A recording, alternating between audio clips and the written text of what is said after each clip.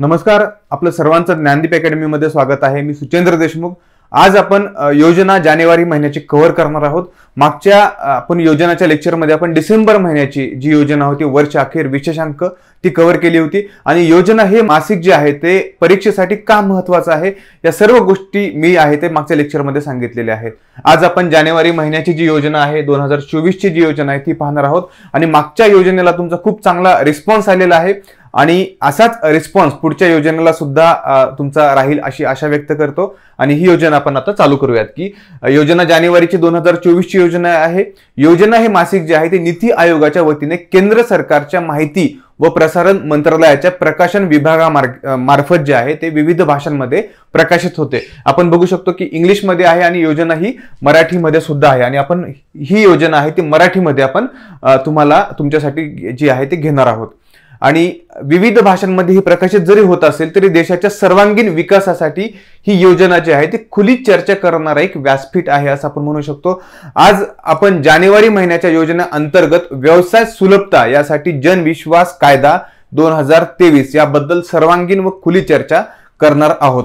आता आपण बघूयात व्यवसाय सुलभता म्हणजे काय, त्याला आपण ईज ऑफ डुईंग बिझनेस असं म्हणतो। ईज ऑफ डुईंग बिझनेस जो आहे तो किती महत्त्वाचा आहे हे सुद्धा आपण इथे पाहणार आहोत। ओके, व्यवसाय सुलभतेसाठी जनविश्वास कायदा किती महत्त्वाचा आहे, या कायद्या अंतर्गत जो जनविश्वास कायदा आहे या कायद्या अंतर्गत कशा प्रकारे लहान गुन्ह्यांसाठी फौजदारी दंडाऐवजी प्रशासकीय कारवाई किंवा दिवाणी दंडाची तरतूद करण्यात आलेली आहे हे आपण आज जाणून घेणार आहोत। आता जी जनविश्वास कायदा आहे या जनविश्वास कायद्याने जो आहे तो कायदे हे जुने आहेत किंवा काही कायदे ब्रिटिशांपासून चालत आलेले आहेत। अशा कायद्यांमध्ये सुधारणा करण्यात आलेली आहे। सार्वजनिक हित व राष्ट्रीय सुरक्षेला कोणतीही बाधा किंवा हानी न पोहोचवणाऱ्या व किरकोळ गुन्ह्यांसाठी फौजदारी तरतूद या कायद्यांमध्ये केलेली होती। सार्वजनिक हितासाठी व व्यापार सुलभतेसाठी या कायद्यांमध्ये जे आहे ते शिथिलता करण्यात आलेली आहे। कुठल्या तर जनविश्वास या कायद्या अंतर्गत इतर कायद्यां जे आहेत यामध्ये सर्वांमध्ये शिथिलता करण्यात आलेली आहे। या योजनेमध्ये व्यवसाय सुरळीत चालण्यासाठी आणि एकूणच अर्थव्यवस्थेच्या वाढीसाठी व्यवसाय सुलभता जी आहे ती महत्त्वाची असते। व्यवसाय सुलभता म्हणजे आपण परत ईज ऑफ डुईंग बिझनेस असं म्हणतो। ईज ऑफ डुईंग बिझनेस कशासाठी महत्त्वाचा आहे तर आपण एखादा व्यवसाय स्टार्टिंग बिझनेस करतो, त्याच्यामध्ये इलेक्ट्रिसिटी लागते, आपल्याला डीलिंग इन कन्स्ट्रक्शन च्या वेगवेगळ्या ज्या गोष्टी आहेत त्या लागतात, त्याच्यानंतर प्रॉपर्टी रजिस्ट्रेशन लागतं, त्याच्यानंतर जे आपले इन्व्हेस्टर असतात ओके त्याचं इंटरेस्ट प्रोटेक्ट करावं लागतो, त्याच्यानंतर इनडायरेक्ट टॅक्सेस असतील डायरेक्ट टॅक्सेस असतील ते सर्व टॅक्सेस पे करावे लागतात, त्याच्यानंतर ट्रेडिंग करावी लागते किंवा आपल्याला जे एक्सपोर्ट करावा लागतो इतर देशांमध्ये किंवा इतर देशांमधून आपल्या भारतामध्ये इम्पोर्ट करावा लागतो। या सर्वांसाठी सर्वात महत्त्वाचं काय आहे तर कुठला तरी कायदा असायला हवा होता आणि किंवा या कायद्यामध्ये जी आहे ती शिथिलता यायला हवी होती। ओके, म्हणजे कशासाठी आहे ते ईज ऑफ डुईंग बिझनेस म्हणजे आपण जेव्हा बिझनेस करतो तेव्हा कुठल्या तरी गोष्टी सोप्या व्हायला हव्या आहेत। ओके, किंवा कुठल्या ह्या गोष्टी आहेत त्या सोप्या असायला हव्या, त्यासाठी जो आहे जनविश्वास कायदा बनवलेला आहे। तसेच आणखीन या योजनेमध्ये वेगवेगळे ईज ऑफ डुईंग बिझनेस कशा पद्धतीने केलेले आहेत या सर्व या ह्याच्यामध्ये सांगितलेलं आहे। ओके, तर आपण बघितलेलं आहे की भारतामध्ये व्यवसाय सुलभतेसाठी जे सुधारणा जे आहे ते जनविश्वास कायद्यामध्ये दुरुस्त्या करून आणि अधिक व्यवसायभिमुख वातावरण निर्माण करण्याच्या दिशेने एक महत्त्वपूर्ण पाऊल टाकून आपल्या ज्या भारत देशाने आहे आपल्या देशाने व्यवसाय सुलभतेसाठी सुधारणांचा जो आहे तो पाया घातलेला आहे। अनेक नियम सोपे आणि व्यवस्थित करण्याचे उद्दिष्ट असलेले व कायदेविषयक प्रश्नाच्या माध्यमातून आर्थिक विकास आणि उद्योगाच्यासाठी अनुकूल वातावरण निर्माण करण्यासाठी आपल्या भारतामध्ये जे आहे ते प्रयत्न केले जात आहेत।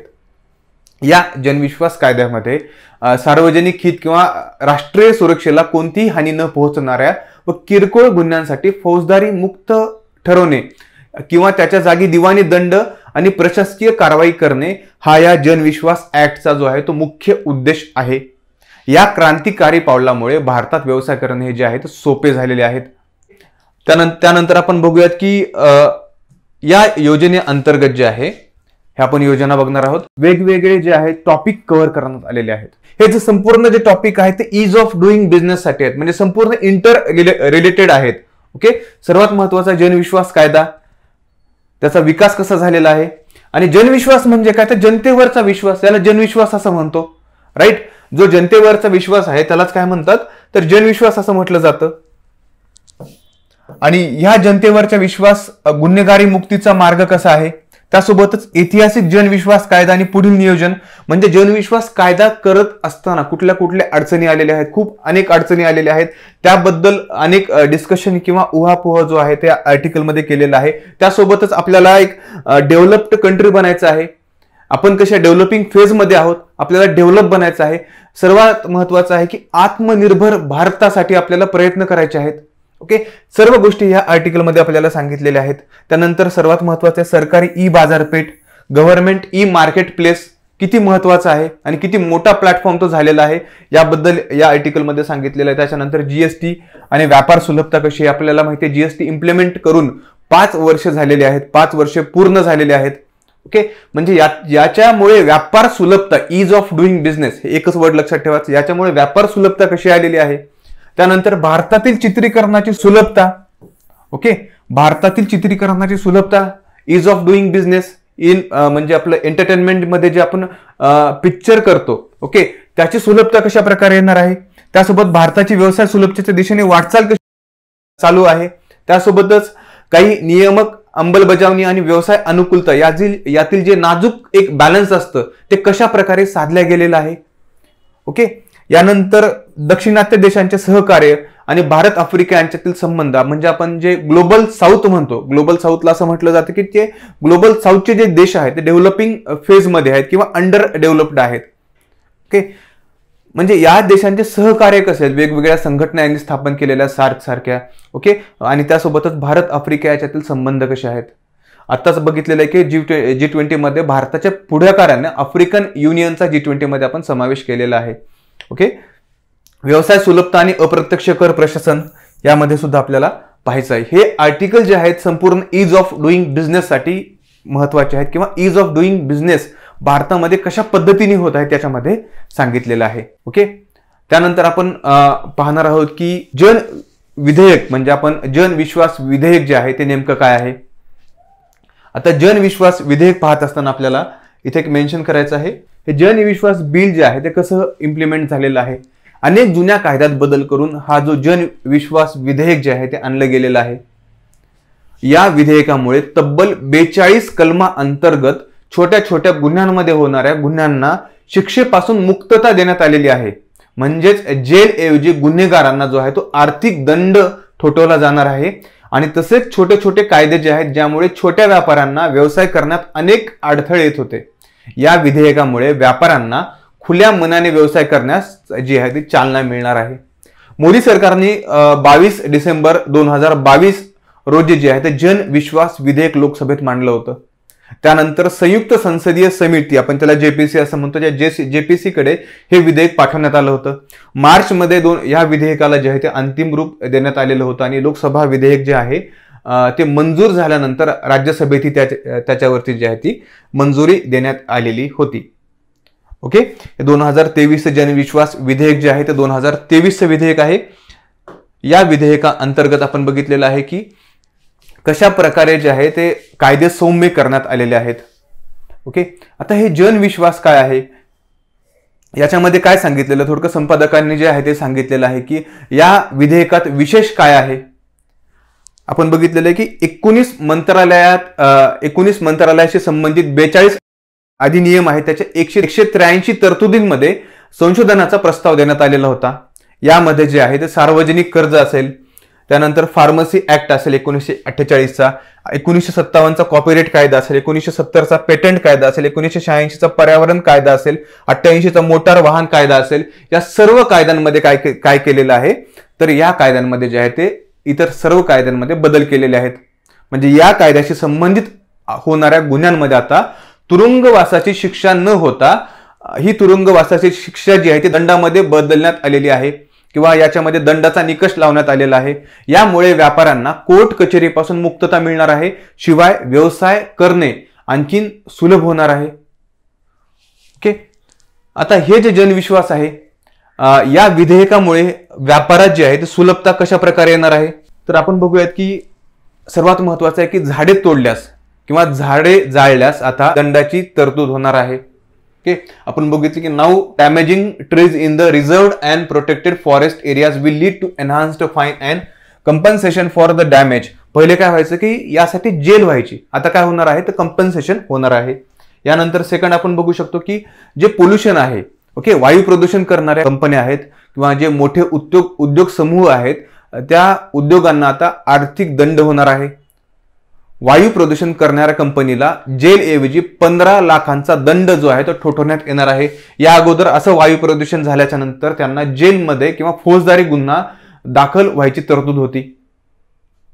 ओके, त्यासोबतच आता नेक्स्ट आपण बघू शकतो की जे सोशल मीडिया आहे त्या मेसेजिंगला सुद्धा वगैरे जेलची जी आहे फौजदारी गुन्ह्यांची तरतूद होती. आता काय झालेलं आहे की त्यांना तुरुंगवासाची जी शिक्षा आहे तिथे कमी केलेली आहे आणि त्याऐवजी दंडात्मक शिक्षा ही वाढवलेली आहे. त्यानंतर सर्वात मोठाच आहे आपण बघू शकतो की रेल्वे प्लॅटफॉर्मवरती जे बेगर्स होते, ओके, त्या बेगर्सला सुद्धा तुरुंगाची शिक्षा होती किंवा फौजदारी खटल्याची शिक्षा होती आणि त्यांना सुद्धा आता तुरुंगवासाची जी शिक्षा आहे ती कमी करण्यात आलेली आहे आणि त्यांच्यावरती सुद्धा दंडाची शिक्षा जी आहे रेल्वे स्टेशनवरती बेगर्स जे आहेत त्यांना लावण्यात आलेली आहे. अशा प्रकारचे काही ज्या शिक्षा आहेत त्या सौम्य स्वरूपात करण्यात आलेल्या आहेत. कशा अंतर्गत करण्यात आलेल्या आहेत? या जनविश्वास कायद्या अंतर्गत ज्या आहेत त्या शिक्षा सौम्य करण्यात आलेल्या आहेत. ओके, आता जो आपला पहिला चॅप्टर आहे जनविश्वासाची संकल्पना आणि विकास, यामध्ये काय सांगितलेलं आहे? यामध्ये असं म्हटलेलं आहे की केंद्र आणि राज्य केंद्रशासित प्रदेशातील मंत्रालय व्यवसाय आणि नागरिकांमधील अनुपालनाचे ओझे कमी करण्यासाठी जे आहे ते प्रयत्न करत आहेत. किरकोळ गुन्ह्यांना गुन्हेगार ठरवून ते कमी केले जाऊ शकते. ओके, म्हणजे फौजदारीमधून वगळलं जाऊ शकतं. या संदर्भात न्यायपालिका आणि विधिमंडळ विभाग या दोघांनाही वेळ वाचवण्यासाठी सर्व क्षेत्रातील गुन्हेगारीकरणाच्या प्रयत्नांना एकत्रित करण्यासाठी एक समान सुधारणा विधेयकाची जी कल्पना आहे ती भारताच्या माननीय जे आपले PM आहेत त्यांनी मांडलेली होती. वेगवेगळ्या मिनिस्ट्री आहेत, ओके, जनविश्वास कायदा जो आहे त्याच्यासाठी 19 केंद्रीय मंत्रालयांनी समन्वयासाठी एक सूक्ष्म नियोजन आणि संवादाची आवश्यकता होती. या काही मिनिस्ट्री आहेत, अशा 19 मिनिस्ट्री आहेत, त्यांच्यामध्ये संवादाची आवश्यकता होती. नियमित सल्लामसलती असतील, आंतर मंत्रालयीन बैठका असतील आणि नियामक किंवा आपण असं म्हणू की जे सुधारणा आहेत त्या सुधारणांसाठी सामायिक वचनबद्धता प्रभावी समन्वयाची गुरुकिल्ली होती. अनेक आव्हाने, मार्गदर्शन आणि त्वरित समस्यांचे निराकरण यासाठी सक्रिय दृष्टिकोनातून प्रयत्न केले गेलेले होते व एकंदर जी गती आहे ती इथे राखली गेलेली होती. हा जनविश्वास कायदा तयार करताना मंत्रालय स्तरावरती सल्लामसलत आणि उद्योग संघटनासोबत समावेशक प्रयत्नांचा याच्यामध्ये जे आहे ते समावेश होता. विविध उद्योगांसमोरील जे विशिष्ट आव्हाने आहेत हे समजून घेण्यासाठी संतुलित आणि व्यावहारिक दृष्टिकोन सुनिश्चित करण्यासाठी नियमित संप्रेषण माध्यमे ही जी आहे याची स्थापना करण्यात आलेली होती आणि हे जे आहे ते व्यवसाय सुलभतेसाठी जी सरकारची वचनबद्धता आहे हे दर्शवते. ओके, यानंतर आपण नेक्स्ट स्लाइडमध्ये आपण हे बघू शकतो की जनविश्वास या कायद्याने 19 मंत्रालयाद्वारे प्रशासित केलेल्या 42 कायद्यामधील तरतुदींना जे आहे ते संबोधित केलेले आहे. अशा या सर्वसमावेशक कायद्याचे म्हणजे कायद्यामधील फेरबदलाचे व्यवस्थापन करताना काही आव्हाने आली होती. ही आव्हाने जी आहे ती व्यवस्थितरित्या पेलली गेली आणि याची कायदेशीर तपासणी आणि याच्या आव्हानांच्या सर्व सुधारणांमध्ये सुसंगता सुनिश्चित करण्यात आली आणि या कायद्याच्या विकासादरम्यान विविध मंत्रालयाचे जे हितसंबंध होते असे सर्वांचे उद्दिष्ट आणि त्यांचे रिलेशन हे पेलणे एक मोठे आव्हान होते असं आपण इथे म्हणूयात. यानंतर या संदर्भात पंतप्रधान जे आहेत आपले नरेंद्र मोदी यांनी कॅबिनेट सचिवांच्या मार्गदर्शनामुळे विविध मंत्रालयांच्या संबंधित सुधारणांना एक समान उद्दिष्ट आणि समान दृष्टी प्रदान करून एक त्यांनी दिशा दिलेली आहे. या व्यतिरिक्त जे CEO आहेत नीती आयोगाचे, कायदेशीर व्यवहार मंत्रालय विभाग आहे म्हणजे department of legal affair, ministry of law and justice, यानंतर department of promotion of industry and internal trade, ministry of commerce and industry, government of इंडियाचे DPIIT असं म्हणतो आणि संबंधित मंत्रालय जे आहेत आणि हे विभाग आहेत यांचा समावेश असलेली एक समिती जी आहे ते गुन्हेगारीकरण जी प्रक्रिया आहे याचे मार्गदर्शन करणारी तत्वे जी आहे ती स्थापन करण्यासाठी ही समिती म्हणजे स्थापन करण्यामध्ये आलेली होती. ओके, हा जो कायदा आहे तो 19 मंत्रालयाद्वारे प्रशासित 42 कायद्यामधील तरतुदींना संबोधित करतो व सर्व संबंधित जे मंत्रालय आहेत त्यांना जारी केलेल्या समान एक निर्देशक आहेत, त्यामध्ये एक समान दृष्टिकोन सेट करून त्यांच्यामधली जी गुंतागुंत जी झालेली आहे त्यांच्या रिलेशन्स मधली किंवा त्यांच्या कायद्यामधली जी गुंतागुंत आहे ती दूर करण्यामध्ये ही मदत करतो. आणि किरकोळ ज्या तरतुदींना गुन्हेगार ठरवताना स्वतंत्र गुन्हेगारी करण्यासाठी गंभीर उल्लंघने ओळखणे हे याचे काय होतं धोरण होतं. उदाहरण द्यायचं झालं तर पर्यावरण संरक्षण कायदा आहे, त्याला 1986 चा पर्यावरण संरक्षण कायदा कलम 15 अंतर्गत सर्वसाधारण तरतुदी ज्या आहेत कायद्याच्या अंतर्गत सर्व उल्लंघनासाठी 5 वर्षापर्यंतच्या कारावासाची शिक्षा जी आहे ती इथे विहित केलेली होती. आता जो जनविश्वास कायदा आहे 2023 अंतर्गत यांनी गुन्ह्याच्या गंभीरतेनुसार म्हणजे जसा टाईपचा गुन्हा आहे या गुन्ह्याच्या गंभीरतेनुसार दंडाची तरतूद करण्यात आलेली आहे. यामध्ये न्याय व्यवस्थेसमोरील जे खटले आहेत आपण बघू शकतो की जनविश्वास कायदा अधिक बोजा असलेल्या न्याय प्रणालीच्या समस्येवरती लक्ष देतो का आणि खटले प्रलंबित राहण्यावर आणि त्याच्या विलंबावर त्याचा काय परिणाम होतो, कशाचा, या कायद्याचा. ओके, या कायद्यामध्ये काय होतंय तर असे बरेच छोटे छोटे कायदे आहेत की ज्यांचं काय केलेलं आहे इथे जे फौजदारी होते त्यांच्यामध्ये गुन्ह्याची शिक्षा इथे तरतूद केलेली आहे. यामुळे काय होतं तर न्याय व्यवस्थेचा कामाचा ताण सुद्धा या कायद्यामुळे जे आहे तो कमी होतो. न्याय व्यवस्थेसमोर जे विलंबित खटले आपण बघत आहोत की भारतीय न्याय व्यवस्थेसमोर लाखो खटले जे आहेत ते विलंबित आहेत. म्हणजे असे छोटे छोटे खटले आहेत की आपण बघितलेलं आहे की फॅक्टरीचं जे पोल्युशन होतं त्याच्यामुळे जो फौजदारी खटला होतोय किंवा झाड तोडणीमुळे फौजदारी खटला होतो, अशा टाईपचे जे खटले आहेत वेगवेगळे खटले आहेत. या खटल्यांमुळे या विलंबित न्याय व्यवस्थेसमोर जे विलंबित खटल्यांची संख्या जी आहे ती अगदी वाढलेली आहे. आणि हे अशा टाईपचे खटले आहेत की हे सार्वजनिक हित राष्ट्रीय सुरक्षेला कुठलीही हानी पोहोचवत नाहीत. यामुळे हे गंभीर गुन्हेगारी या क्षेत्रामध्ये हे खटले येत नाहीत आणि यामुळे या खटल्यांना शिथिल करण्याचा जो आहे तो खूप चांगला प्रयत्न जो आहे तो ह्या जनविश्वास ऍक्टनी जो आहे तो केलेला आहे.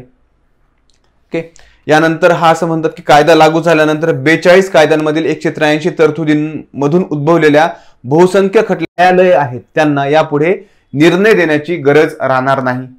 म्हणजे हे जे खटले आहेत अशा ज्या गोष्टी न्यायालयामध्ये जात होत्या आणि न्यायालयाचा भार वाढत होत्या आणि यापुढे आता ह्या गोष्टी ज्या आहेत अशा टाईपचे खटले जे आहेत ते न्याय व्यवस्थेपुढे जाणार नाहीत. त्यानंतर आता आपण नेक्स्ट बघूयात की संयुक्त जी संसद समिती आहे त्याला जॉईंट पार्लमेंटरी कमिटी असं म्हणतात, JPC असं म्हणतात. या JPC समोर आव्हान होतं खूप मोठं. कुठलं आव्हान होतं तर हे जनविश्वास कायदा सादर करताना विचार आणि आव्हाने हाताळण्याची एक सूक्ष्म प्रक्रिया होती. ओके, या JPC कमिटीने जे आहे 7 सामान्य शिफारसी केल्या होत्या. 7 मधल्या 6 सामान्य शिफारसी आहे त्या सर्व मंत्रालयांनी स्वीकारलेल्या आहेत. ओके, त्यानंतर जनविश्वास कायद्यातील तत्वे आणि शिक्षण भविष्यातील प्रयत्नांना मार्गदर्शन करू शकतात. जसे की जनविश्वास 2.0 यामध्ये सुद्धा जे आहे ते उच्च अधिकाऱ्यांचे निर्देश ही जी JPC आहे त्याच्या शिफारसी आणि गुन्हेगारीकरणाचा बहुआयामी दृष्टिकोन जो आहे याचा समावेश आहे. ओके, आणि अशा टाईपचा जो आहे जनविश्वास ऍक्ट जो आहे कायदा जो आहे तो 2.0 मध्ये सुद्धा याच्यामध्ये आणखीन अनेक कायद्यांचा जो आहे तो समावेश होऊ शकतो. अशा पद्धतीने आपलं जो फर्स्ट आर्टिकल आहे ते पाहिलेलं आहे आपण. यानंतर आपलं सेकंड आहे की ट्रस्टिंग सिटीजन्स डिक्रिमिनलायझेशन वे म्हणजे जनतेवर विश्वास गुन्हेगारी मुक्तीचा मार्ग. ओके, म्हणजे आपण इथे काय म्हणूयात की जनविश्वास विधेयकाचा मसुदा जेव्हा बनवत होते तेव्हा हा बनवत असतानाचा अनुभव जो आहे तो या आर्टिकलमध्ये नमूद गेलेला आहे. तसंच जनविश्वास तरतुदींची दुरुस्ती विधेयक 2023 असं म्हणू की जनविश्वास विधेयक मसुदा तयार करताना जो अनुभव आलेला आहे तो भारताच्या विधिमंडळ विभागासाठी एक नवीन आणि एक अनोखा अनुभव होता.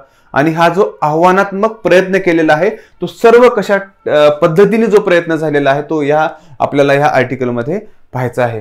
यामध्ये जनविश्वास, ओके, जनविश्वास कायदा म्हणजे जनविश्वास, लोकांवर विश्वास ठेवणे, या नावावरूनच इथे संबोधित होतं. लोकांवर विश्वास ठेवणे, लोकांवरती ट्रस्ट असणे म्हणजे जनविश्वास होय.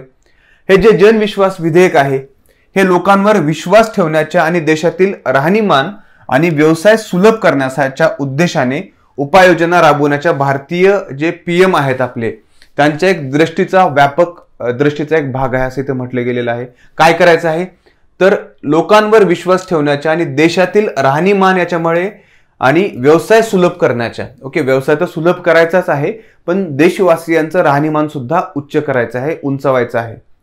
बऱ्याच गोष्टीमध्ये आपण बघत होतो की जे छोटे छोटे खटले आहेत अशा पद्धतीने ब्रिटिशकालीन असतील, त्यानंतर स्वातंत्र्यानंतर बनवलेले असतील, यांच्या सर्वांचे स्वयं प्रामाणिकरण केलं गेलं, म्हणजे स्वतः संपूर्ण तपासले गेलेले आहेत.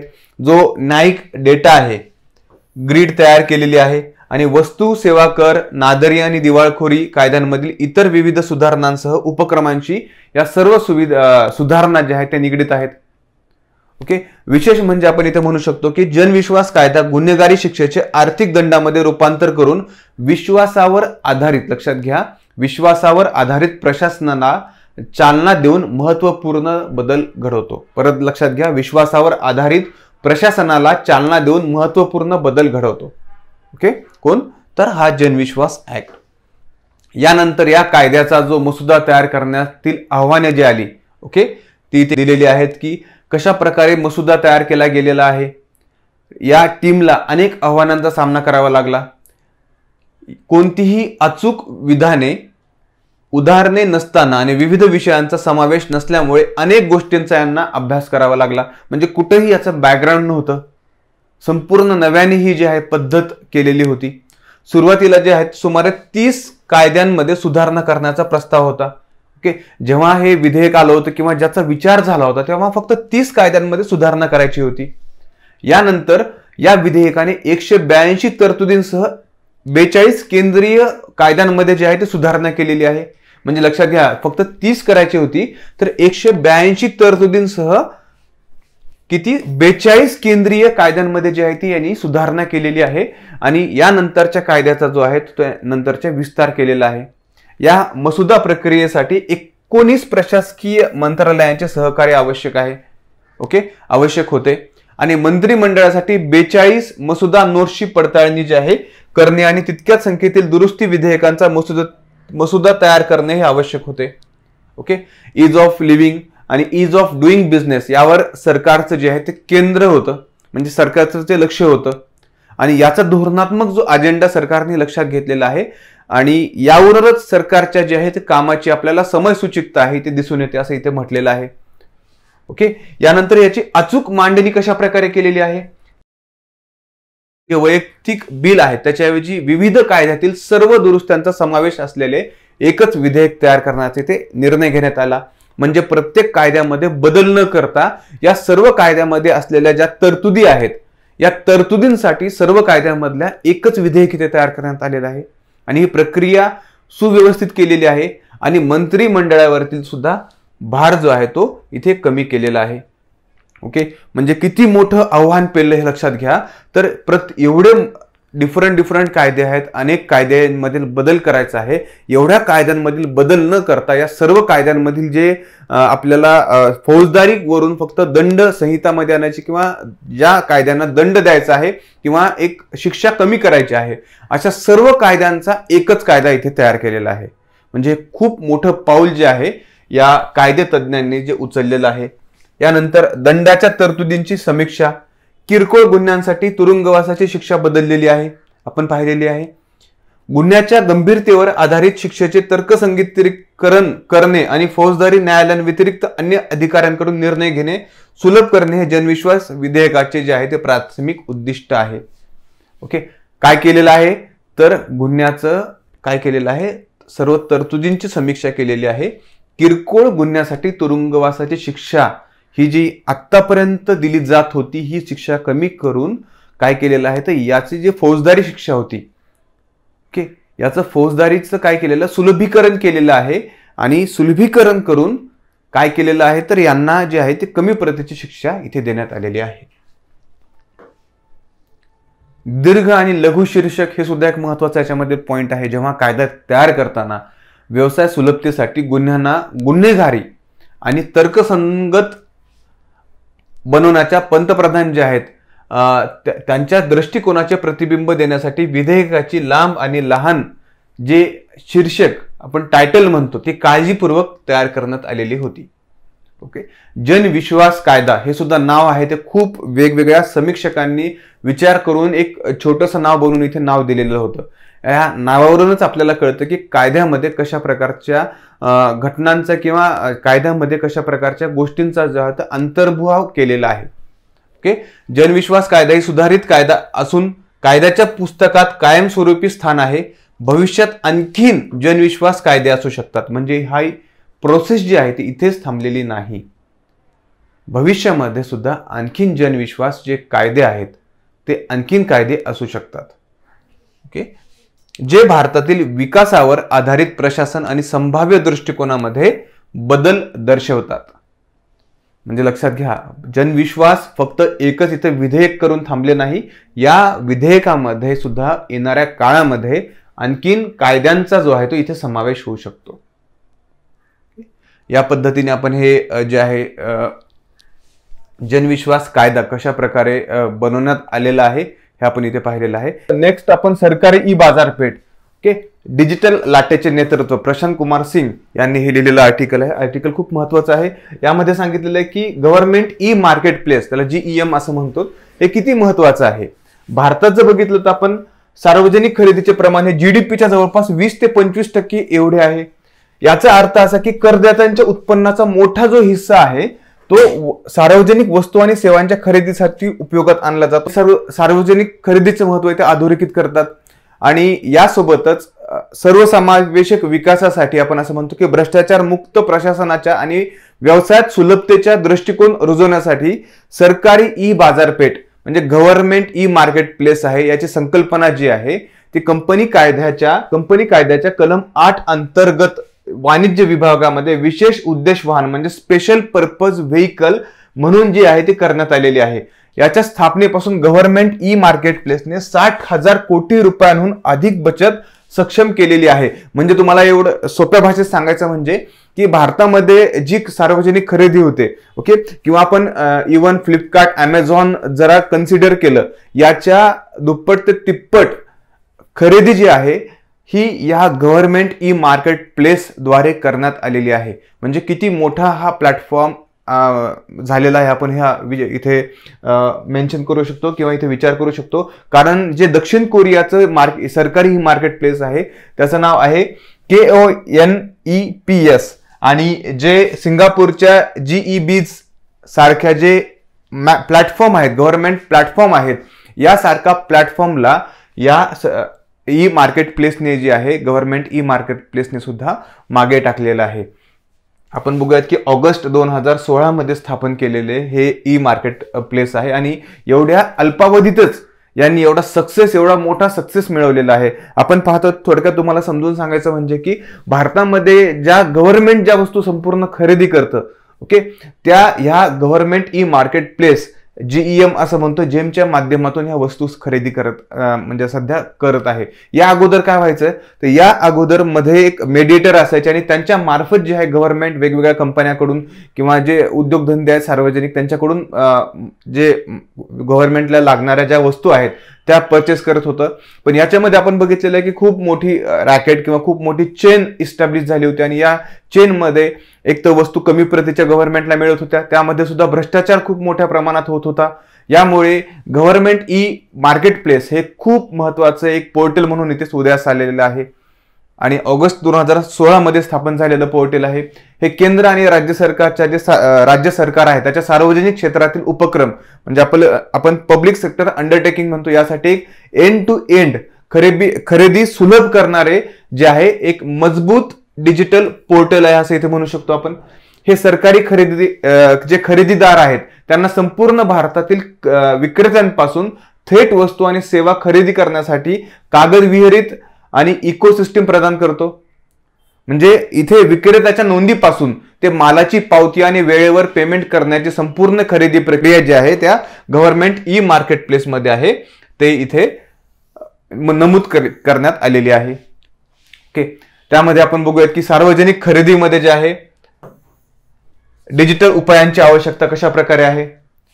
म्हणजे जी सोल्युशनची गरज असेल, ओके, ती गरज जी आहे ती अपारदर्शक, वेळखाऊ आणि भ्रष्ट प्रणालीच्या आव्हानामुळे निर्माण झाली. कशाची? या सोल्युशनची.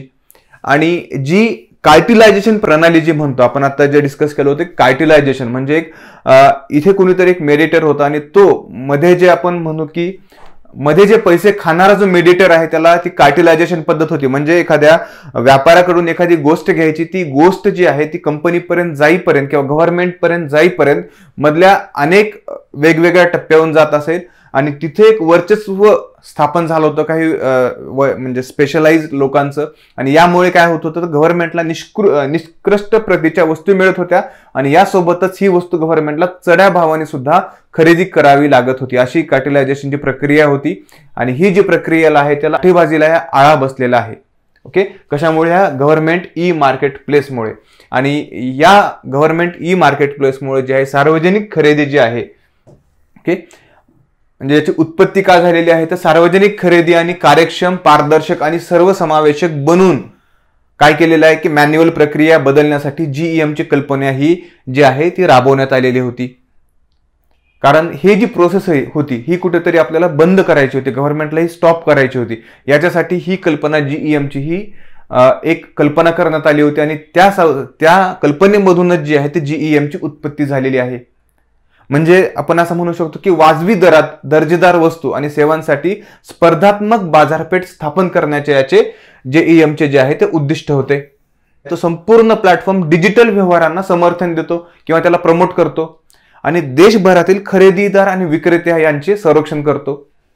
यामध्ये वाढीचा मार्गामध्ये इथे सांगितलेलं आहे की इतके सर्व आव्हाने असून सुद्धा या GEM ने वर्षभरामध्ये काय केलेलं आहे तर 420 कोटी रुपयांचे एकूण सकल व्यापारी मूल्य GMV नोंदवलेले आहे. आर्थिक वर्ष 2021 मध्ये सुमारे 38,000 कोटी रुपयांवर 21-22 मध्ये 1 लाख कोटी रुपयापर्यंत, लक्षात घ्या 21-22 मध्ये किती 1 लाख कोटी रुपयापर्यंत हे वाढलेले आहे. आणि आर्थिक वर्ष 22-23 मध्ये या GEM ने 88% वाढ याच्यामध्ये नोंदवलेली आहे. म्हणजे तुम्ही बघू शकता की हा प्लॅटफॉर्म वर्षानुवर्ष हा वाढतच जात आहे. ओके, म्हणजे 2016 पासून आतापर्यंत बघितलं तर ह्या प्लॅटफॉर्मने खूप मोठा टप्पा गाठलेला आहे आणि जगामधील एक सरकारी प्लॅटफॉर्म म्हणून हा एक सर्वोच्च प्लॅटफॉर्म झालेला आहे. ओके, त्यासोबतच आपण बघूयात की वर्ष 23-24 मध्ये GEM 3 लाख कोटी GMV चा टप्पा पार करू इच्छित आहे. ओके, म्हणजे याचे एवढे उद्दिष्ट आहे की 3 लाख कोटी यांना टप्पा जो आहे तो पार करायचा आहे. सुरुवातीला जे GEM आहे, okay, government E market place आहे, हा जो प्लॅटफॉर्म आहे उत्पादन श्रेणीची विस्तृत श्रेणी जी आहे त्यांनी प्रसारित केलेली होती. यानंतर GEM खरेदीदार, जे खरेदीदार आहेत, विक्रेते आहेत, ओके, विक्रेत्यांचे सर्वसमावेशक समक्ष म्हणजे जे खरेदीदार, विक्रेते आणि सेवा प्रदाते यांना एकाच प्लॅटफॉर्मवर जोडून व्यवसाय करण्याच्या सुलभतेला जे आहे ते प्रोत्साहन देते. प्लॅटफॉर्मच्या वैशिष्ट्यांमध्ये डायनामिक वस्तू आणि सेवांचा प्लॅटफॉर्म, विविध खरेदी पद्धती, कॉन्ट्रॅक्ट मॅनेजमेंट आणि कॅशलेस पेमेंट आणि ट्रस्ट आधारित रेटिंग सिस्टीमचा याच्यामध्ये जे आहे GEM मध्ये समावेश करण्यात आलेला आहे. ओके, खरेदी पद्धती बघितलेली आहे कशी आहे. विश्वास आधारित क्रमवारी पद्धती आहे, त्याच्यामध्ये जशी मागणी आहे तशा मागणीचा अंदाज घेऊन सुद्धा इथे काय केलेली आहे खरेदी करण्यात येणार आहे. ओके, वाजवी किंमत स्थापित करणे म्हणजे प्रत्येकाला एक आपली किंमत देण्याचा किंवा किंमत पब्लिश करण्याचा अधिकार आहे. यासोबतच काय होणार आहे इथे संपूर्ण डिजिटायझेशन झालेले म्हणजे संपूर्ण डिजिटल व्यवहार होणार आहेत आणि ज्यांना GEM कसं वापरायचं याचं प्रशिक्षण सुद्धा जे आहे ते इथे याच्या मार्फत देण्यात येणार आहे. संवाद आणि समर्थन, डायरेक्टली गव्हर्नमेंट, डायरेक्टली जो सेलर आहे त्यांच्याशी डायरेक्टली संवाद होणार आहे. कशाच्या माध्यमातून? गव्हर्नमेंट ई पोर्टलच्या माध्यमातून हा संवाद होणार आहे. यानंतर AI आधारित निर्णय समर्थन आहे, म्हणजे आर्टिफिशियल इंटेलिजन्स आधारित हे जे आहे निर्णय समर्थन आहे. हे जे आहे GEM ला विसंगती आणि फसवणूक कमी करण्यास मदत करते. म्हणजे याच्यामध्ये एआयचं सुद्धा इन्क्लुजन केलेलं आहे. ओके, जीईएम सहाय्यामध्ये काय केलेलं आहे तर एक मोबाईल ऍप्लिकेशन SMS आणि स्टार्टअप साठी क्रेडिट ऍक्सेस आव्हाने जे आहे ते संबोधित करते. ओके, मोबाईल ऍप्लिकेशन बनवलेलं आहे जीईएमचं. त्यानंतर जे जीईएम जे आहे भावी पिढीतील जीईएम असं म्हणतोय. ओके, आता भावी पिढीतील जीईएम काय आहे तर कृत्रिम बुद्धिमत्ता जी आहे म्हणजे मशीन लर्निंग, ऑटोमेटेड रियालिटी आणि व्हर्च्युअल मॉनिटरिंग सिस्टीम असं म्हणतो. ही सर्व लक्ष केंद्रित करून याचे तंत्रज्ञान जे आहे ह्याचे प्लॅटफॉर्म सुधारित आणि अपग्रेड करण्याची जी आहे ती हे जीईएम योजना आखत आहे. म्हणजे एआय आधारित जो आहे तो जीईएमचा आणखीन एक नवीन मंच किंवा जीईएम ऍप्लिकेशन मध्ये सुधारणा एआय इन्क्लूड करून हे जीईएम अपग्रेड होणार आहे. यानंतर आहे भविष्यासाठी जो आहे तो पारदर्शक जो आराखडा जो आहे तो जीईएम जो आहे तो इथे आखत आहे. म्हणजे या प्लॅटफॉर्मचा उद्देश वापरकर्त्यांचा अनुभव वाढवणे, पारदर्शकता सुधारणे आणि यासोबतच सार्वजनिक खरेदी प्रक्रियांमध्ये सर्वसमावेशकतेला प्रोत्साहन देणे हे आहे. देशाच्या निव्वळ शून्य कार्बन उत्सर्जनाच्या वचनबद्धतेमध्ये. आता आपल्याला हे माहिती पाहिजे की झिरो नेट इमिशन आपल्याला कशामार्फत करायचं आहे तर पॅरिस अग्रीमेंट आपल्याला आठवायला पाहिजे. पॅरिस अग्रीमेंटमध्ये आपण काय केलेलं आहे 2070 पर्यंत झिरो कार्बन इमिशनचं लक्ष ठेवलेलं आहे. बऱ्याच काही गोष्टी आहेत भारताने 2030च्या जे टार्गेट ठेवलेल्या होत्या त्या 2023 मध्येच पूर्ण केलेल्या आहेत. म्हणजे पॅरिस अग्रीमेंटमध्ये जे 2030 पर्यंत पूर्ण करायचं होतं ते 2023लाच भारताने पूर्ण केलेलं आहे. म्हणजे भारत हा अशा गोष्टींमध्ये एन्व्हायरमेंटच्या जे कार्बन इमिशन आहे त्याच्यामध्ये खूप चांगल्या पद्धतीने जे आहे ते आपली झेप घेत आहे. ओके, आणि याच्यासोबतच आपण म्हणतोय की ही जी उत्सर्जन आहे म्हणजे एन्व्हायरमेंटमध्ये जे उत्सर्जन होतोय झिरो कार्बन इमिशन जे करायचं आपल्याला याच्या वचनबद्धतेमध्ये योगदान देण्यासाठी जे आहे जीईएम काय करत आहे तर आपल्या प्रादेशिक पदचिन्हांना विस्तार करत आहे. विस्तार म्हणजे इथे काय करत आहे तर विस्तार करण्यासाठी सर्व स्तरांमधील सरकारी खरेदीदारांना एकत्रित करण्यासाठी आणि पर्यावरणीय दृष्ट्या टिकाऊ उत्पादने आणि सेवांना प्राधान्य देण्यासाठी जे आहे ते नवीन युगातील तंत्रज्ञान जुळून घेण्यासाठी हा मंच जो आहे तो इथे वचनबद्ध आहे. इथे असं आपण म्हणू शकतो जीईएम मध्ये. Okay, government E market place मध्ये.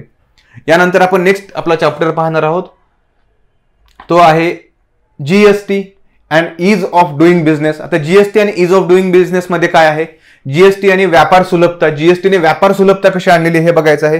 सर्वात महत्त्वाचं इथे एक वाक्य दिलेलं आहे we mark 5 years of GST a major tax reform that further ease of doing business and fulfilled the vision of one nation the tax. पंतप्रधान नरेंद्र मोदींनी हे सेंटेन्स म्हटलेलं आहे. म्हणजे जीएसटीला आपण म्हणतोय की आज 2024 मध्ये जे आहे ते 5 वर्ष कंप्लीट झालेली आहेत. ओके, 5 वर्षापूर्वी जो आहे तो GST good and service tax जो आहे वस्तू आणि सेवा कर हा लादण्यात आलेला होता किंवा लावण्यात आलेला होता आणि याला 5 वर्ष पूर्ण झालेली आहेत. आपण इथे पाहणार आहोत good and service tax. Okay, ह्या गुड अँड सर्व्हिस टॅक्स मध्ये काय आहे तर भारतातील वस्तू आणि सेवा कर यांचे जीएसटीचे महत्व विशेषतः जे आहेत ते व्यवसाय करण्याच्या सुलभतेला जे आहे ते चालना देतात. ओके, याचा परिचय बघूयात आपण जीएसटी म्हणजे काय आहे आणि याची भूमिका जी आहे जीएसटीची ती अधोरेखित करणाऱ्या हा जो लेख आलेला आहे GST and ease of doing business. या जीएसटीची भूमिका जी आहे सोसायटीमध्ये किंवा आपल्या देशामध्ये ते अधोरेखित या लेखाने केलेली आहे. आपण बघूयात की मुख्य मुद्दा जो आहे तो जीएसटीचा काय आहे. GST and ease of doing business याच्यामध्ये सांगितलेलं आहे की 5 वर्ष झालेली आहेत. ओके, आणि यामध्ये वस्तू आणि सेवा कर जे आहे ते जीएसटीने एक देश एक कर आणि एक बाजारपेठ या संकल्पनेला चालना देण्यासाठी स्वातंत्र्यानंतरच्या काळात करण्यात आलेले सर्वात मोठी अप्रत्यक्ष कर सुधारणा ही काय आहे ते जीएसटी मध्ये आहे. आणि केंद्रीय उत्पादन शुल्क, सेवामुक्त वर्धित कर असं म्हणतोय आपण, त्यासोबत खरेदी कर असेल, प्रवेश कर असेल, केंद्रीय विक्री कर असेल, स्थानिक संस्था कर असेल, लक्झरी कर असेल, जकात कर असेल इत्यादी असे अनेक केंद्रीय कर जे असतील आणि राज्य पातळीवरतील कर अंतर्भूत झालेले या जीएसटी मध्ये आहेत. आणि या नव्या कर प्रणालीमुळे कित्येक आर्थिक अडथळे जे आहेत ते दूर झालेले आहेत आणि राष्ट्रीय पातळीवरची एकात्मिक अर्थव्यवस्थेचा उभारण्याचा जो मार्ग आहे हा मोकळा झालेला आहे. जीएसटीने एकूण व्यापार सुलभतेसह देशातील व्यापारीचे वातावरण आहे आणि बाजारपेठमध्ये जे आहे ते स्पर्धा निर्माण केलेली आहे. आता या जीएसटीचे अर्थव्यवस्थेवरती परिणाम काय झालेले आहेत? जीएसटी आलेले आहेत आणि 5 वर्षानंतर थोडक्यामध्ये आपण आज जीएसटीचा आढावा घेणार आहोत. ओके, म्हणजे आता आपण फर्स्ट बघूयात की जीएसटीचा ह्या अर्थव्यवस्थेवरती परिणाम काय झालेला आहे. जीएसटीला आर्थिक अडथळे दूर करण्याचे श्रेय दिले जाते आणि करांचा कास्केडिंग प्रभाव कमी करून एकात्मिक राष्ट्रीय अर्थव्यवस्था निर्माण केली जाते. ओके, कास्केडिंग इफेक्ट म्हणजे पहिले कसे असायचे, करावर कर लादले जायचे किंवा असा कुठलाच एक सिस्टमॅटिक कर प्रणाली नव्हती. राज्याचा वेगळा कर होता, केंद्राचा वेगळा कर होता, राज्याच्या बाहेर ते राज्या अंतर्गत वेगळा कर होतात. दुसऱ्या राज्यामध्ये जर ट्रान्सपोर्ट करायचं असेल तर दोन्ही राज्यांचा वेगळा कर लादला जायचा, असं एक वेगळी प्रणाली होती. म्हणजे एकच ह्या जीएसटीने काय केलेलं आहे, संपूर्ण भारताला आणि राज्यांना एकाच कर प्रणाली अंडर आणलेला आहे. यामुळे काय झालेलं आहे की व्यापार जे आहे ते सुलभ झालेला आहे. ओके, म्हणजे काय झालेलं आहे की हा कास्केडिंग जो इफेक्ट होता हा प्रभाव कमी करून एकात्मिक राष्ट्रीय अर्थव्यवस्था निर्माण करण्यात आलेली आहे. आणि ह्या जीएसटीमुळे कर बेस जवळजवळ हा जो आहे तो दुप्पट झालेला आहे. म्हणजे कर कलेक्शन जे आहे ते दुप्पट झालेलं आहे. आणि हा जीएसटी जो आहे तो अधिक व्यवसायांना कराच्या जाळ्यामध्ये आणण्याचे जे आहे तो यश दर्शवत आहे. आता याच्यामध्ये महसूल संकलन आणि वाढ कशी झालेली आहे, या आपण एप्रिलमध्ये बघितलेलं आहे की 2023 मध्ये जीएसटी महसूल संकलनातील लक्षणीय वाढ एप्रिल 2023 मध्ये विक्रमी उच्चांक गाठली आहे. याकडे यांनी लक्ष वेधले आहे. याचे श्रेय सुव्यवस्थित कर प्रणाली आणि कास्केडिंग कराचे निर्मूलन आहे. म्हणजे जे कास्केडिंग इफेक्ट होता, कास्केडिंग टॅक्सेस लागले जायचे, याचं निर्मूलन झालेलं आहे आणि एक सुव्यवस्थित प्रणाली जीएसटीने काय इस्टॅब्लिश केलेली आहे. आता यानंतर जीएसटीचा इज ऑफ डुईंग बिझनेस मध्ये कशा प्रकारे महत्व होत आहे, तर अनुपालन आणि कार्यक्षमतेवर लक्ष केंद्रित करणे. म्हणजे काय झालेलं आहे की जीएसटीचे वर्णन जे आहे ते अनुपालनचे ओझे कमी करते. म्हणजेच राज्यामध्ये काय करते ते वस्तूंचा मुक्त प्रवाह सुनिश्चित करणे आणि कायदे आणि कार्यपद्धती यांचा ताळमेळ घालणे यावरती आहे ते लक्ष केंद्रित केले जाते. वस्तू आणि सेवा कर जीएसटीएन ओके कर नेटवर्क जे आहे चा एक व्यासपीठ म्हणून उल्लेख केला जातो, जो कर प्रणालीमधील क्षमता आणि समन्वयामध्ये योगदान देतो. ओके, यानंतर ऑटोमेशन झालेलं आहे. म्हणजे काय झालेलं आहे की ऑटोमेशन आणि मानकीकरण झालेलं आहे. जीएसटीच्या यशाचे श्रेय जे आहे ते ऑटोमेशन आणि डिजिटायझेशनला दिले जाते. नोंदणी असेल, रिटर्न असेल, त्यानंतर फायलिंग असेल, ई फायलिंग असेल, रिफंड अर्ज असेल आणि अपील यासह सर्व प्रक्रिया ज्या आहे त्या ऑनलाईन केल्या जातात. यामुळे कर अधिकाऱ्यांची शारीरिक संवादाची गरज नाहीशी होते व व्यवसाय करणे सुलभ होण्यास हातभार लावता. थोडक्यात हे संपूर्ण डिजिटायझेशन झाल्यामुळे याचं काय होतं की man to man, people to people contact येत नाही आणि या सर्व प्रक्रिया ज्या आहेत त्या ऑनलाईन केल्या जातात. आणि यामुळे व्यवसायामध्ये जी पहिले जे अडथळे यायचे तसे कुठलेही इथे अडथळे येत नाहीत आणि ही जी प्रक्रिया आहे ती सुलभ होण्यास जीएसटी मुळे मदत झालेली आहे. आता या जीएसटी अंमलबजावणीचे प्रमुख वैशिष्ट्य काय आहेत, जो हा लेख आहे जीएसटी अंमलबजावणीबद्दल विशिष्ट तपशील प्रदान करतो, जसे की पॅन आधारित आणि राज्य विशिष्ट नोंदणी, इंटरलिंक रिटर्न फायलिंग प्रक्रिया, वस्तूंच्या वाहतुकीसाठी ई वे बिल, ओके परिचय, आणि यासोबतच वार्षिक उलाढालपेक्षा जास्त असलेल्या व्यवसायांसाठी अनिवार्य ई इनव्हॉइसिंग 5 कोटीपर्यंत जे आहे तो प्रोव्हाइड करतो.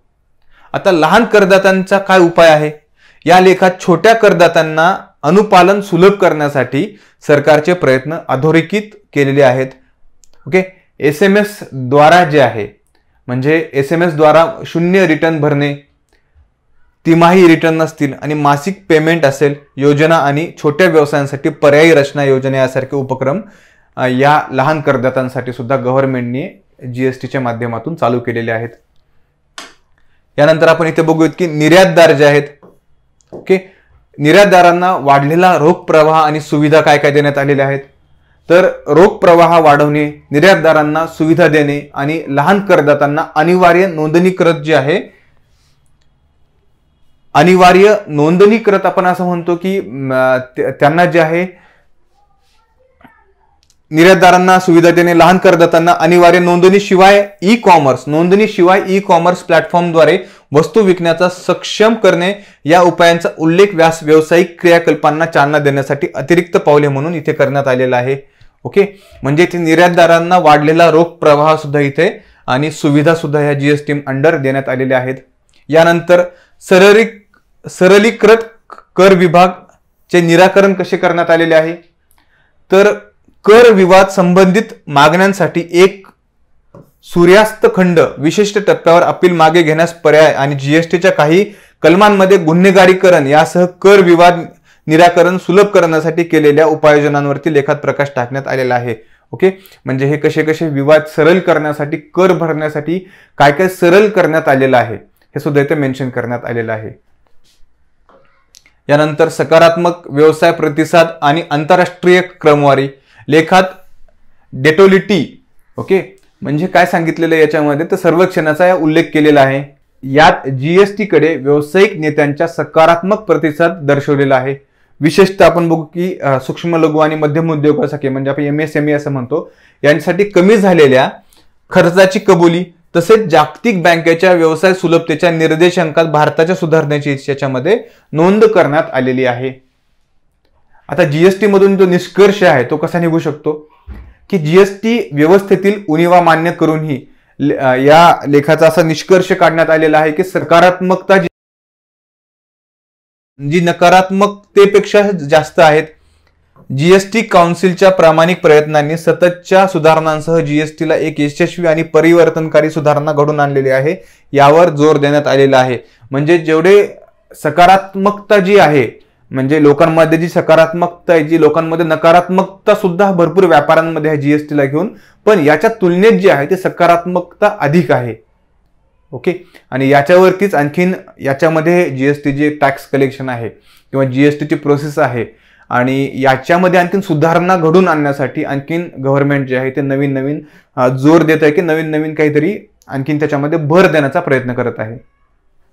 संपूर्ण आपण एकूण विश्लेषण बघायचं लेखाचं या लेखामध्ये सांगितलेलं आहे की भारतातील जीएसटी शासनाचा प्रभाव आणि उपलब्धी यांचे सर्वसमावेशक विहंगावलोकन करण्यात आलेले आहे. म्हणजे सर्वसमावेशक विवेचन करण्यात आलेले आहे. विशेषतः व्यवसाय करणे सुलभतेच्या संदर्भात असं म्हणू शकतो आपण की कर प्रक्रिया सुलभ करण्यासाठी, अनुपालन ओझे कमी करण्यासाठी आणि अधिक व्यवसाय अनुकूल वातावरण तयार करण्यासाठी घेतलेल्या विविध उपाययोजना आणि पुढाकारांवरती प्रकाश टाकते. आंतरराष्ट्रीय रँकिंग मधील सुधारणांसह व्यावसायिकांकडून मिळालेले सकारात्मक प्रतिसाद भारताच्या अप्रत्यक्ष कराच्या लँडस्केपला आकार देण्यामध्ये जीएसटीने महत्वपूर्ण भूमिका जी आहे ती इथे बजावलेली आपण इथे मेन्शन करू शकतो. हा विश्लेषण या लेखाचं केलेलं आहे. यानंतरच्या आता आर्टिकलमध्ये आपण पाहणार आहोत की चित्रकरणाविषयी, म्हणजे चित्रपट जे असतात त्याचं शूटिंग जे आहे त्याच्याविषयी आपण पाहणार आहोत. टॉपिक काय आहे तर भारतातील चित्रीकरणाची सुलभता कशी झालेली आहे. आपण या योजनामध्ये संपूर्ण ईज ऑफ डुईंग बिझनेस म्हणजे व्यवसाय करताना कशी गव्हर्नमेंटनी वेगवेगळ्या माध्यमातून जे आहे ते सुलभता देण्याचा प्रयत्न केलेला आहे. सर्वात प्रथम आपण बघितलेलं आहे की जो जनविश्वास कायदा आहे त्याने किती मोठी सुलभता जी आहे ती सामान्यांच्या जीवनामध्ये आणि व्यापाऱ्यांच्या जीवनामध्ये आणलेली आहे. आणि यासोबतच आता बघायचं आपल्याला भारतातील चित्रीकरणाची सुलभता, म्हणजे आता जे भारतामध्ये चित्रीकरण होतं त्याच्यामध्ये सुलभता कशी आलेली आहे. सर्वात महत्वाचं आहे चित्रपट सुविधा कार्यालय हे नवीन स्थापन करण्यात आलेले आहे. ओके, सर्व राज्य केंद्रशासित प्रदेश सरकारांना मंडळावर नेमून आणि प्रयत्नपूर्वक त्यांचा सक्रिय सहभाग घेऊन ईज ऑफ डुईंग बिझनेस म्हणजे व्यापारातील सुलभता आहे ते फ्रेमवर्क उत्तम प्रकारे लागू केले जाऊ शकते. म्हणजे चित्रपट सुविधा कार्यालय जे आहे ते चित्रपट सुविधा कार्यालय जे आहे ते इथे स्थापन करण्यात आलेलं आहे. मग काय झालेलं आहे इथे बघूयात आपण एक महत्वाची गोष्ट बघतो की भारतामध्ये जे आहे, भारत हा संपूर्ण देशभरात सांस्कृतिक समृद्धता, विविधता आणि प्रतिभावान उत्पादन संसाधने, विविध चित्रीकरण केंद्रे आणि उत्पादनोत्तर सुविधा प्रदान करतो. म्हणजे भारत देश कसा आहे तर डायव्हर्सिटी इन डायव्हर्सिटी आहे. म्हणजे विविध प्रकारची डायव्हर्सिटी आपण भारतामध्ये पाहू शकतो की इकडे राजस्थानमध्ये वाळवंट आहे, काश्मीरमध्ये बर्फ पडतोय, आपल्या वेगवेगळ्या जर आपण महाराष्ट्राच्या साईडला आलं तर एक विलेज संस्कृती म्हणजे खेड्याची एक संस्कृती आहे आणि प्रत्येक राज्याचं एक कल्चर आहे वेगवेगळं, प्रत्येक इंडिव्हिज्युअल स्टेटचं एक कल्चर आहे. ओके, आणि वेगवेगळ्या डोंगररांगा आहेत. अशा डायव्हर्सिटीने नटलेला आपला भारत देश आहे. आणि या भारत देशामध्ये चित्रीकरणासाठी खूप मोठा वाव आहे. मग या चित्रीकरणामध्ये सुलभता काय आणायची आहे गव्हर्नमेंटला, भारतातील चित्रीकरणाची सुलभता? तर गव्हर्नमेंटला काय करायचं आहे, जर जगामध्ये जे चित्रीकरण होतं किंवा जगामध्ये मोठ्या चित्रपटांचं किंवा आपण हॉलिवूड म्हणतो, हॉलिवूडचं जे चित्रीकरण होतं, यांना भारतामध्ये चित्रीकरणासाठी अट्रॅक्ट करायचं आहे. मग याने काय होईल असा प्रश्न पडेल तुम्हाला, सर त्यांना जर भारतामध्ये आणलं तर काय होईल? तर सर्वात महत्वाचं आहे, या चित्रीकरणासाठी हे भारतामध्ये आले तर भारतातील विविध प्लेसेस ते दाखवतील. ओके, सर्वात पहिली महत्वाची गोष्ट आहे, यांना तर फॉरेक्स रिझर्व्ह जो आहे तो भारताला यांच्या माध्यमातून मिळेलच. पण त्यानंतर सर्वात दुसरी महत्वाची गोष्ट आहे की चित्रीकरणासाठी हे आल्याच्या नंतर हे त्यांच्या पिक्चरमधून भारतातील वेगवेगळे पर्यटन स्थळ असतात म्हणूयात की किंवा काही वेगवेगळे जे स्थळ आहेत ते दाखवण्याचा प्रयत्न करतील. आणि याच्यामुळे भारतातील पर्यटनाला चालना मिळेल.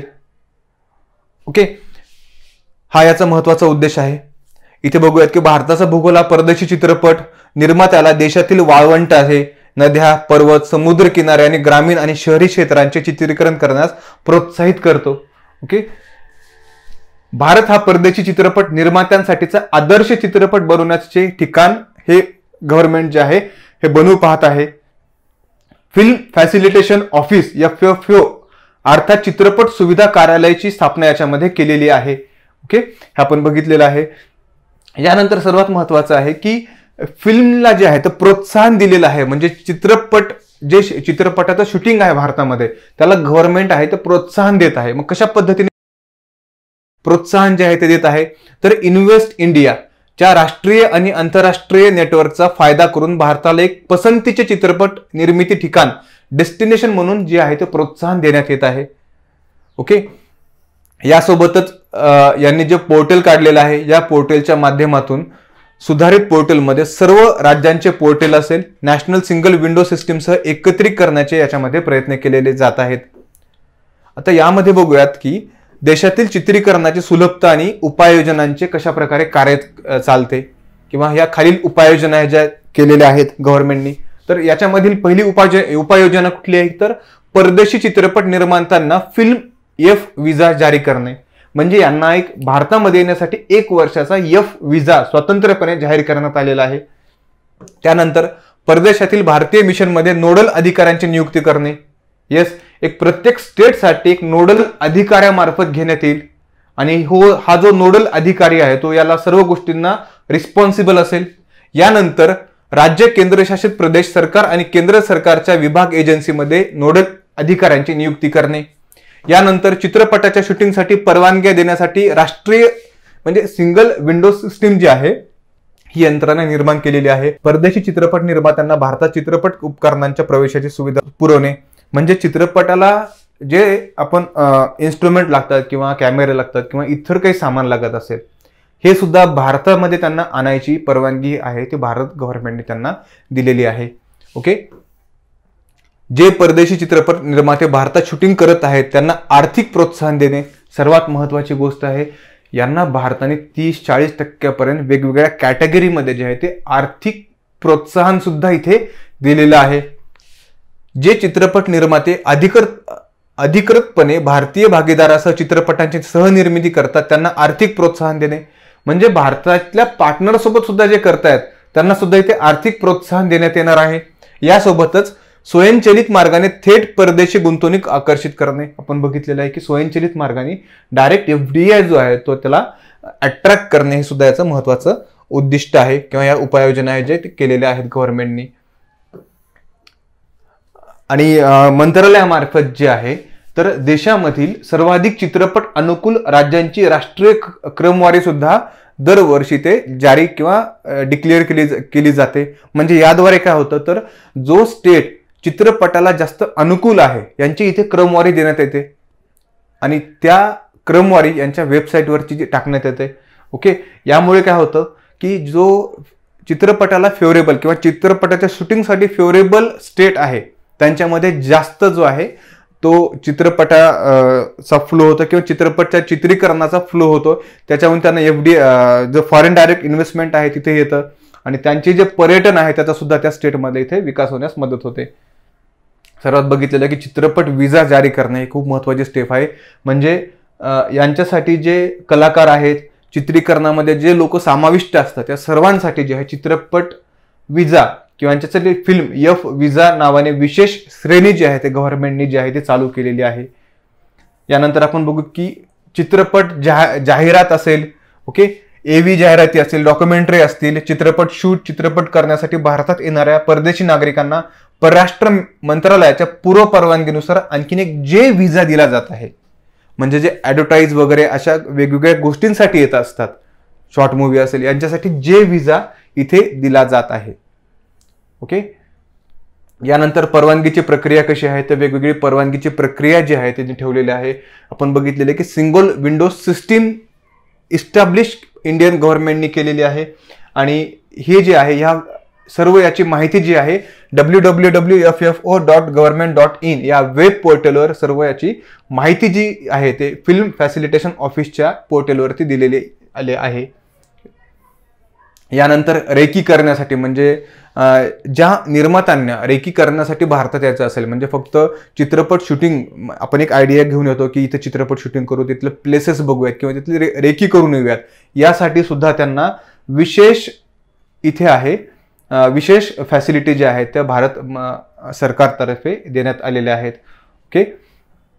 यानंतर उपकरणांसाठी सुद्धा आपण बघितलेलं आहे की यांच्या उपकरणांना सुद्धा आणण्याची परमिशन जी आहे ते फॉरेन मधून त्यांचे किंवा इतर देशामधून त्यांचे उपकरण ते भारतामध्ये घेऊन येऊ शकतात. त्यासोबतच FPO वेब पोर्टल जे आहे फिल्म फॅसिलिटेशन ऑफिसने चित्रपट निर्मितीमध्ये व्यवसाय सुलभ करण्यासाठी www.ffo.government.in हे वेब पोर्टल जे आहे ते स्थापन केलेले आहेत.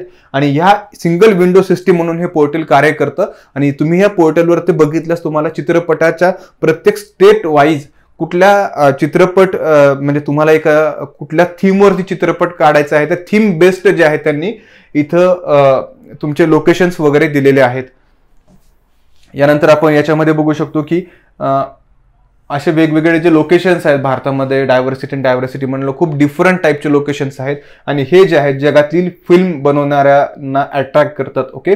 फिल्म फॅसिलिटेशन ऑफिस वेब पोर्टलला नवीनतम तंत्रज्ञान आणि प्रक्रियांची माहिती देण्यासाठी सर्वसमावेशकपणे सुधारित केले जात आहे. म्हणजे याच्यामध्ये काय केलं जात आहे तर आणखीन डेव्हलपमेंट जे आहे ते ह्या ऍप्लिकेशनमध्ये केलेली जात आहे. आपण बघितलेलं उपकरण सुद्धा आणण्याची इथे सुविधा देण्यात आलेली आहे. आणि राज्य सरकारांसोबत काम करणे, फिल्म फॅसिलिटेशन ऑफिस आपल्या स्थापनेपासून राज्य सरकारे आणि केंद्रशासित प्रदेश प्रशासनांसोबत धोरणे आणि कार्यपद्धती सादर करण्यासाठी जवळून काम करत आहे. आता काय incentive scheme for foreign film makers. आता फॉरेन फिल्म मेकर्ससाठी गव्हर्नमेंटनी काय काय केलेलं आहे हे बघूयात आपण. Film shooting in India, official को प्रोडक्शन विथ इंडिया, या दोन गोष्टी आहेत. यांच्यासाठी सुविधा देण्यात आलेल्या आहेत. तर कुठल्या कुठल्या आहेत. Incentive up to 30 crore per project साठी जे आहे 30 करोडचा इन्सेंटिव्ह जो आहे तो देण्यात आलेला आहे. यासोबतच plus state incentive up to $4 million देण्यात आले. Varies from the state to state. Up to 40% of qualified production expenditure दिलेलं आहे. 5% bonus on work having significant Indian content. म्हणजे जर तुमचा इंडियन कंटेंटला जर तुम्ही घेऊन फिल्म बनवणार असाल तर तुमच्या त्या फिल्ममध्ये 5% जो आहे तो इंडिया मार्फत जो आहे म्हणजे bonus on work having significant Indian content, तुमच्या त्या चित्रीकरणामध्ये तुम्हाला लागणाऱ्या कॉस्टमध्ये 5% एक्स्ट्रा बोनस जो आहे तो इंडिया मार्फत किंवा या FFO मार्फत देण्यात येणार आहे. आणि बजेटमध्ये सुद्धा 23-24 आणि 24-25 150 करोड म्हणजे $180 मिलियन जे आहे त्याच्यामध्ये इन्व्हेस्ट करण्यात आलेले आहेत. आणि आपण बघितलेलं आहे की नोडल अधिकाऱ्यांची नेमणूक जी आहे ती केंद्रामध्ये आणि राज्य स्तरावरती करण्यात आलेली आहे. आणि हा जो नोडल अधिकारी आहे तो ह्या संपूर्ण प्रोसेसला जो आहे तो जबाबदार असणार आहे. म्हणजे एखाद्याला जो फॉरेन प्रोड्युसरला जो फिल्म काढायची असेल तो डायरेक्टली तो या नोडल अधिकाऱ्याशी संपर्क साधू शकतो. आणि हा नोडल अधिकारी जो आहे हा जो नोडल अधिकारी आहे तो संपूर्ण प्रोसेस जी आहे याच्या मार्फत या एका अधिकाऱ्यामार्फत होणार आहे. म्हणजे सिंगल विंडो सिस्टीम इथं इस्टॅब्लिश करण्याचा भारताने इथे काय केलेला आहे तर प्रयत्न केलेला आहे. आणि चित्रपट प्रोत्साहन आपण बघितलेलं आहे की ऑडिओ व्हिज्युअल क्षेत्र चॅम्पियन सर्व्हिस सेक्टर अंतर्गत सूचीबद्ध केले गेलेल्या या राष्ट्रीय उपक्रमांना पाठिंबा देण्यासाठी सरकारची अंब्रेला स्कीम आहे. ओके, त्यावर चित्रपट भारतात तयार करण्याची इच्छा असेल तर त्यांना याचा लाभ घेता येतो. पण बघूया तिथे आणखीन AVGC म्हणजे ॲनिमेशन व्हिज्युअल इफेक्ट गेमिंग आणि कॉमिक क्षेत्राचा सुद्धा इथे प्रचार करण्यात आलेला आहे. AVGC क्षेत्राला चालना देण्याचे मार्ग सुचवण्यासाठी प्रमोशन टास्क फोर्सची सुद्धा इथे स्थापना करण्यात आलेली आहे. म्हणजे जे ॲनिमेशन गेमिंग आधारित जे मूव्ही आहेत त्यांना सुद्धा इथे प्रमोट करण्याचा, भारतामध्ये जे येऊन असे प्रकारचे जे मूव्ही क्रिएट करण्याचा प्रयत्न करणार आहेत त्यांना सुद्धा इथं प्रमोट करण्याचा इथं प्रयत्न केला गेलेला आहे. आपण बघूयात की VFX सेगमेंटला सुद्धा इथे सेवा दिलेली गेलेली आहे. कुठले कुठले मूव्ही आहेत तर ग्रॅव्हिटी आहे, ब्युटी अँड द बीस्ट आहे, ट्रान्सफॉर्मर आपल्या सर्वांना माहिती असेल, स्टार वॉर्स माहिती असेल, फर्स्ट सेकंड थर्ड पार्ट आहे स्टार वॉरचा, हॅरी पॉटर आहे, त्यानंतर द डार्क वर्ल्ड आहे, लाईफ ऑफ पाय आणि असे अनेक चित्रपट जे आहेत ते ॲनिमेटेड चित्रपट मूव्ही जे आहेत ते भारतात क्रिएट केलेले आहेत. ओके, आणि यासोबतच आणखीन भारतीय जे मूव्ही आहेत RRR, बाहुबली, दिलवाले, रावण, क्रिश 3 रईस इत्यादी मूव्हींना सुद्धा इथे गव्हर्नमेंटने जे आहे ते सपोर्ट याच्या माध्यमातून केलेला आहे. आणि या माध्यमातून आपण बघत आहेत की स्वयंचलित FDI जो आहे तो या चित्रपटाच्या माध्यमातून भारतामध्ये इथे येत आहे. म्हणजे हा चित्रपट आणि दूरदर्शन प्रकल्पामध्ये 100% थेट विदेशी गुंतवणूक FDI आकर्षित करण्यात आलेली आहे. म्हणजे ह्या सेक्टरसाठी थेट 100% फ्री जी आहे गुंतवणूक FDI ठेवण्यात आलेली आहे. ओके, अशा पद्धतीने आपण बघितलेलं आहे की देशाच्या सॉफ्ट पॉवरला आपल्याला काय करायचं तर पुढे न्यायचं. चित्रपट निर्मिती जी आहे ती देशाची एक सॉफ्ट पॉवर म्हणून जी आहे ती उदयास आणायची आहे. आणि याने आपण बघित की बरेच जे हॉलिवूड असतील किंवा इतर देशांचे जे फिल्म प्रोड्युसर असतील हे भारताला प्राधान्य देताना तुम्हाला दिसत आहेत. कारण हे असे वेगवेगळे मूव्ही जे बघितलेले आहेत, जे हॉलिवूडचे मूव्ही आहेत, या सर्व ॲनिमेशन मूव्हींचं सुद्धा जे शूटिंग आहे हे सुद्धा भारतामध्ये केलं जात आहे. कारण भारत सरकारने ही सिंगल विंडो सिस्टीम इस्टॅब्लिश केलेली आहे आणि या सिंगल विंडो सिस्टीम मार्फत जी आहे ती सुविधा जी आहे ती खूप इझी झालेली आहे. पहिले कसं असायचं की चित्रपट एखाद्या ठिकाणी किंवा एखाद्या प्लेसला जर ऐतिहासिक स्थळावरती जर शूटिंग करायचं आहे तर तिथली परमिशन घेण्यापासून सर्व वेगवेगळे ऑफिसेस असायचे आणि हे खूप हेक्टिक होऊन जायचं. आणि हे मग चित्रपट जे निर्माते आहेत ते भारताला प्राधान्य देण्यासाठी टाळाटाळ करायचे. कारण ही संपूर्ण जी प्रोसेस होती ती खूप लेंदी प्रोसेस होती आणि हेक्टिक प्रोसेस होती.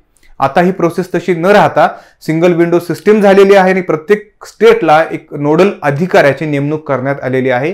यामुळे ही सिस्टीम जी आहे आणि त्यासोबतच भारताने जे आहे त्या म्हणजे इंडियन गव्हर्नमेंटने सुद्धा आणि FFO ऑफिसने सुद्धा जे आहे यांना प्रोत्साहन देण्यासाठी वेगवेगळ्या योजना सुद्धा आहेत त्या राबवलेल्या आहेत. ओके, या पद्धतीने आपण बघितलेलं आहे. यानंतरचं आर्टिकल आपलं आहे नेक्स्ट आर्टिकलमध्ये भारताची व्यवसाय सुलभतेच्या दिशेने वाटचाल याबद्दल अजय श्रीराम आणि अजय बहल यांनी सांगितलेलं आहे की जनविश्वास तरतुदी सुधारणा कायदा जो 2023चा आहे त्याची संबंधित उल्लंघनाची तीव्रता आणि विहित शिक्षा यामध्ये या कायद्याने संतुलन साधण्याचा प्रयत्न केलेला आहे.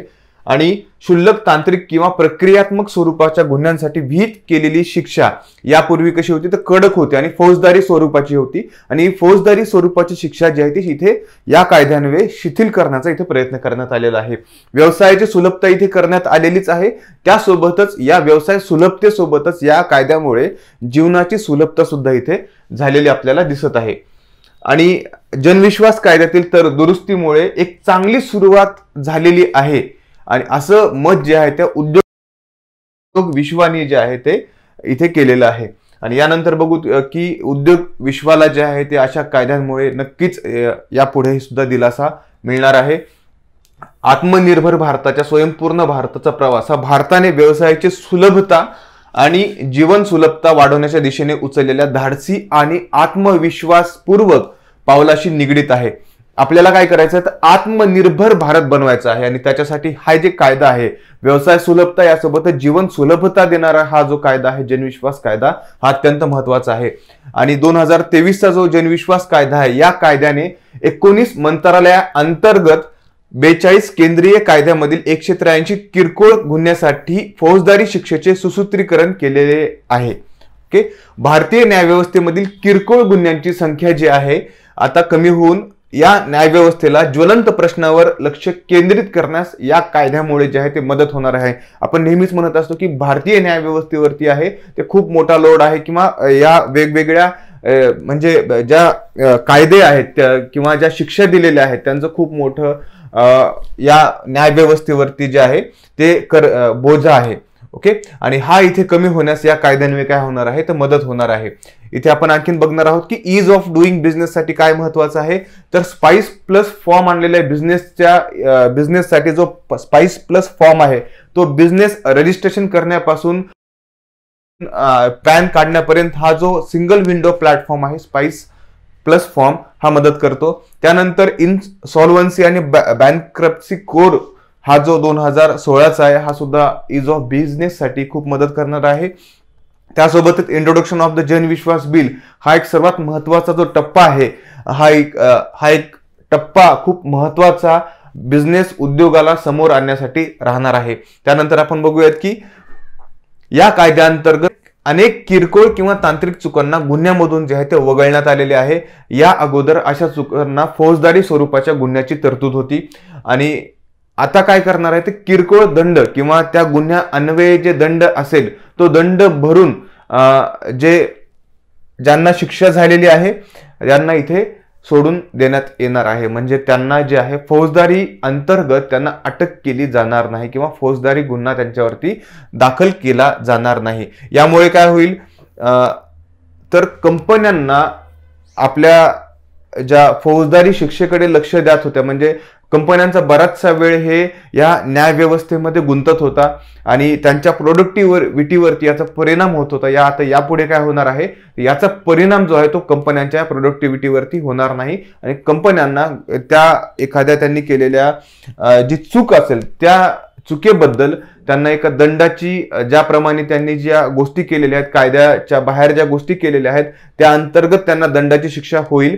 आणि जशा कंपन्यांच्या ज्या मोठ्या चुका असतील त्या अंतर्गत मोठ्या दंडाची शिक्षा होईल, किंवा कमी प्रतीच्या चुका असतील त्या अंतर्गत कमी प्रतीच्या आपण म्हणू की दंडाची इथे शिक्षा होईल. विविध कायद्यांतर्गत कंपन्यांनी दस्तावेज किंवा माहिती सादर न केल्यास अधिकाऱ्यांना कंपन्यांविरोधात फौजदारी खटला दाखल करता आता येणार नाही. यापुढे असं होणार नाही की फौजदारी खटला जो आहे कंपन्यांविरोधात दाखल करता येणार नाही. आणि आपण बघूयात की कंपन्यांनी परत परत अशा चुका केल्या तर इथे सुद्धा याच्यामध्ये इन्क्लूड करण्यात आलेलं आहे की इतर यंत्रणांचा सुद्धा इथे जे प्राधिकरण आहे ते वापर करू शकतं. उदाहरणार्थ शोध आणि जप्ती, विविध सरकारी विभाग आणि प्राधिकरणामधील समन्वय वाढल्यामुळे इतर नियामक आणि कार्यालयांकडून माहिती मिळवणे तसंच किरकोळ स्वरूपाच्या चुका गुन्ह्यातून वगळण्यात आल्यानं योग्य दिशेने पाऊल इथे उचलण्यात आलेलं आहे. भारतीय उद्योग महासंघ, कॉन्फेडरेशन ऑफ इंडियन इंडस्ट्री यांनी सुद्धा अनेक यांचा ज्या सूचना आहेत या जनविकास कायद्याअंतर्गत दिलेल्या होत्या, आणि या जनविकास जो आराखडा तयार करण्यात आलेला आहे याचा सुद्धा भारतीय उद्योग महासंघाचा इथे विचार करण्यात आलेला आहे, यांच्या सूचनांचा विचार करण्यात आलेला आहे. आणि जनविश्वास कायद्याने या शिफारसींची ज्यांनी दिलेली शिफारसी होत्या त्यांची अंमलबजावणी केलेली आहे. यामुळे उद्योग क्षेत्राच्या कायदेशीर खटल्यांवरती होणाऱ्या वेळेत जी मोठी बचत झालेली आहे. उदाहरणार्थ वैध मापनशास्त्र कायद्याअंतर्गत वारंवार गुन्हा केल्यास या अगोदर कारावासाची शिक्षा देण्यात येत होती, आता कारावासाच्या शिक्षेऐवजी वाढीव दंड इथे लावण्यात आलेला आहे. आणि त्यासोबतच या कायद्याअंतर्गत अनेक खटले दाखल करण्यात येत होते आणि असे अनेक खटले अनेक वर्ष प्रलंबित राहत होते. जनविश्वास कायद्यामुळे अशा खटल्यांची संख्या आता कमी झालेली आहे. आता इंडियन मॅन्युफॅक्चरिंग सेक्टरमध्ये ईज ऑफ डुईंग बिझनेस कसा करायचा, कुठल्या कुठल्या स्टेप्स आहेत त्याचे हायलाइट्स आपल्याला इथे दिलेले आहेत.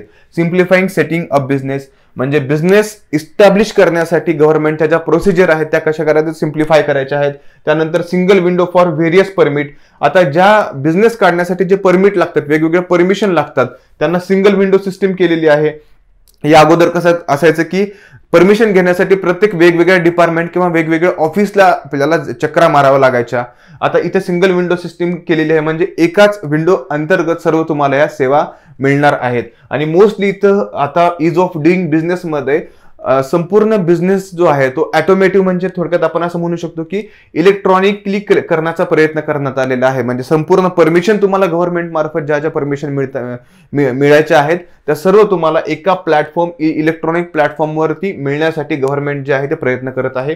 त्यासोबतच इज ऑफ ॲसेसिंग युटिलिटीज, ज्या ज्या महत्वाची युटिलिटीज लागतात, ज्या ज्या गरजा असतील तुमच्या बिझनेसला, त्या सुद्धा एका सोप्या पद्धतीने प्रोव्हाइड करण्याचा गव्हर्नमेंट आहे जो प्रयत्न करत आहे. त्यानंतर रिडक्शन इन कंप्लायन्स रिक्वायरमेंट, ज्या ज्या तुमच्या रिक्वायरमेंट आहेत, ज्या ज्या कंप्लायन्सेस आहेत त्यांमध्ये सुद्धा रिडक्शन म्हणजे कमी करण्याचा गव्हर्नमेंट आहे. म्हणजे त्याच्यामध्ये कॉस्टमध्ये असेल वगैरे किंवा इतर गोष्टीमध्ये कमी करण्याचा ते गव्हर्नमेंट प्रयत्न करत आहे. आणि digital platform for taxation filing, आणि टॅक्सेशनसाठी आपण बघितलेलं आहे की जीएसटीला इम्प्लिमेंटेशन करून सुद्धा 5 वर्ष पूर्ण झालेली आहे. आणि जीएसटी फिलिंगमध्ये सुद्धा खूप मोठी प्रमाणात जे आहे ते वाढ झालेली आहे. आणि संपूर्ण बिझनेसला जे आहे पहिला जो कास्केडिंग इफेक्ट राहायचा आणि त्याचा परिणाम इनडायरेक्टली वरती प्रत्येक बिझनेसवरती होत होता, आता जीएसटी एकच कर आणून गव्हर्नमेंटने काय केलेलं आहे, डिजिटल प्लॅटफॉर्म जो टॅक्सेशनचा आहे तो सुद्धा खूप इम्प्रूव्ह केलेला आहे. म्हणजे जीएसटी किंवा टॅक्सेशनचा जो आहे तो तुम्हाला ऑनलाईन फिल करता येतो. याच्यामुळे सुद्धा बिझनेसला जो आहे तो खूप दिलासा मिळालेला आहे. आपण इथे बघू शकतो की जनविश्वास कायद्याचा लाभ मागील गुन्ह्यांनाही दिल्यास न्यायालयाचा वेळ आणि संसाधनांचा वापर योग्य प्रकारे करता येऊ शकतो, असं सुद्धा म्हटलं जात आहे की जनविश्वास कायदा आता लागू झालेला आहे 2023 पासून. पण या अगोदर असे जे गुन्हे झालेले आहेत त्या गुन्ह्यांना सुद्धा याचा लाभ देता येऊ शकेल का, आणि याचा लाभ त्या अशा गुन्ह्यांना जर दिला गेला तर न्यायालयाचा वेळ, जो न्यायालयीन वेळ आहे त्याच्यावरती सुद्धा जे बर्डन आलेलं आहे न्यायालयावरती, ते सुद्धा खूप या छोट्या छोट्या गुन्ह्यांनी जे आहे ते कमी करण्यास इथे मदत होणार आहे.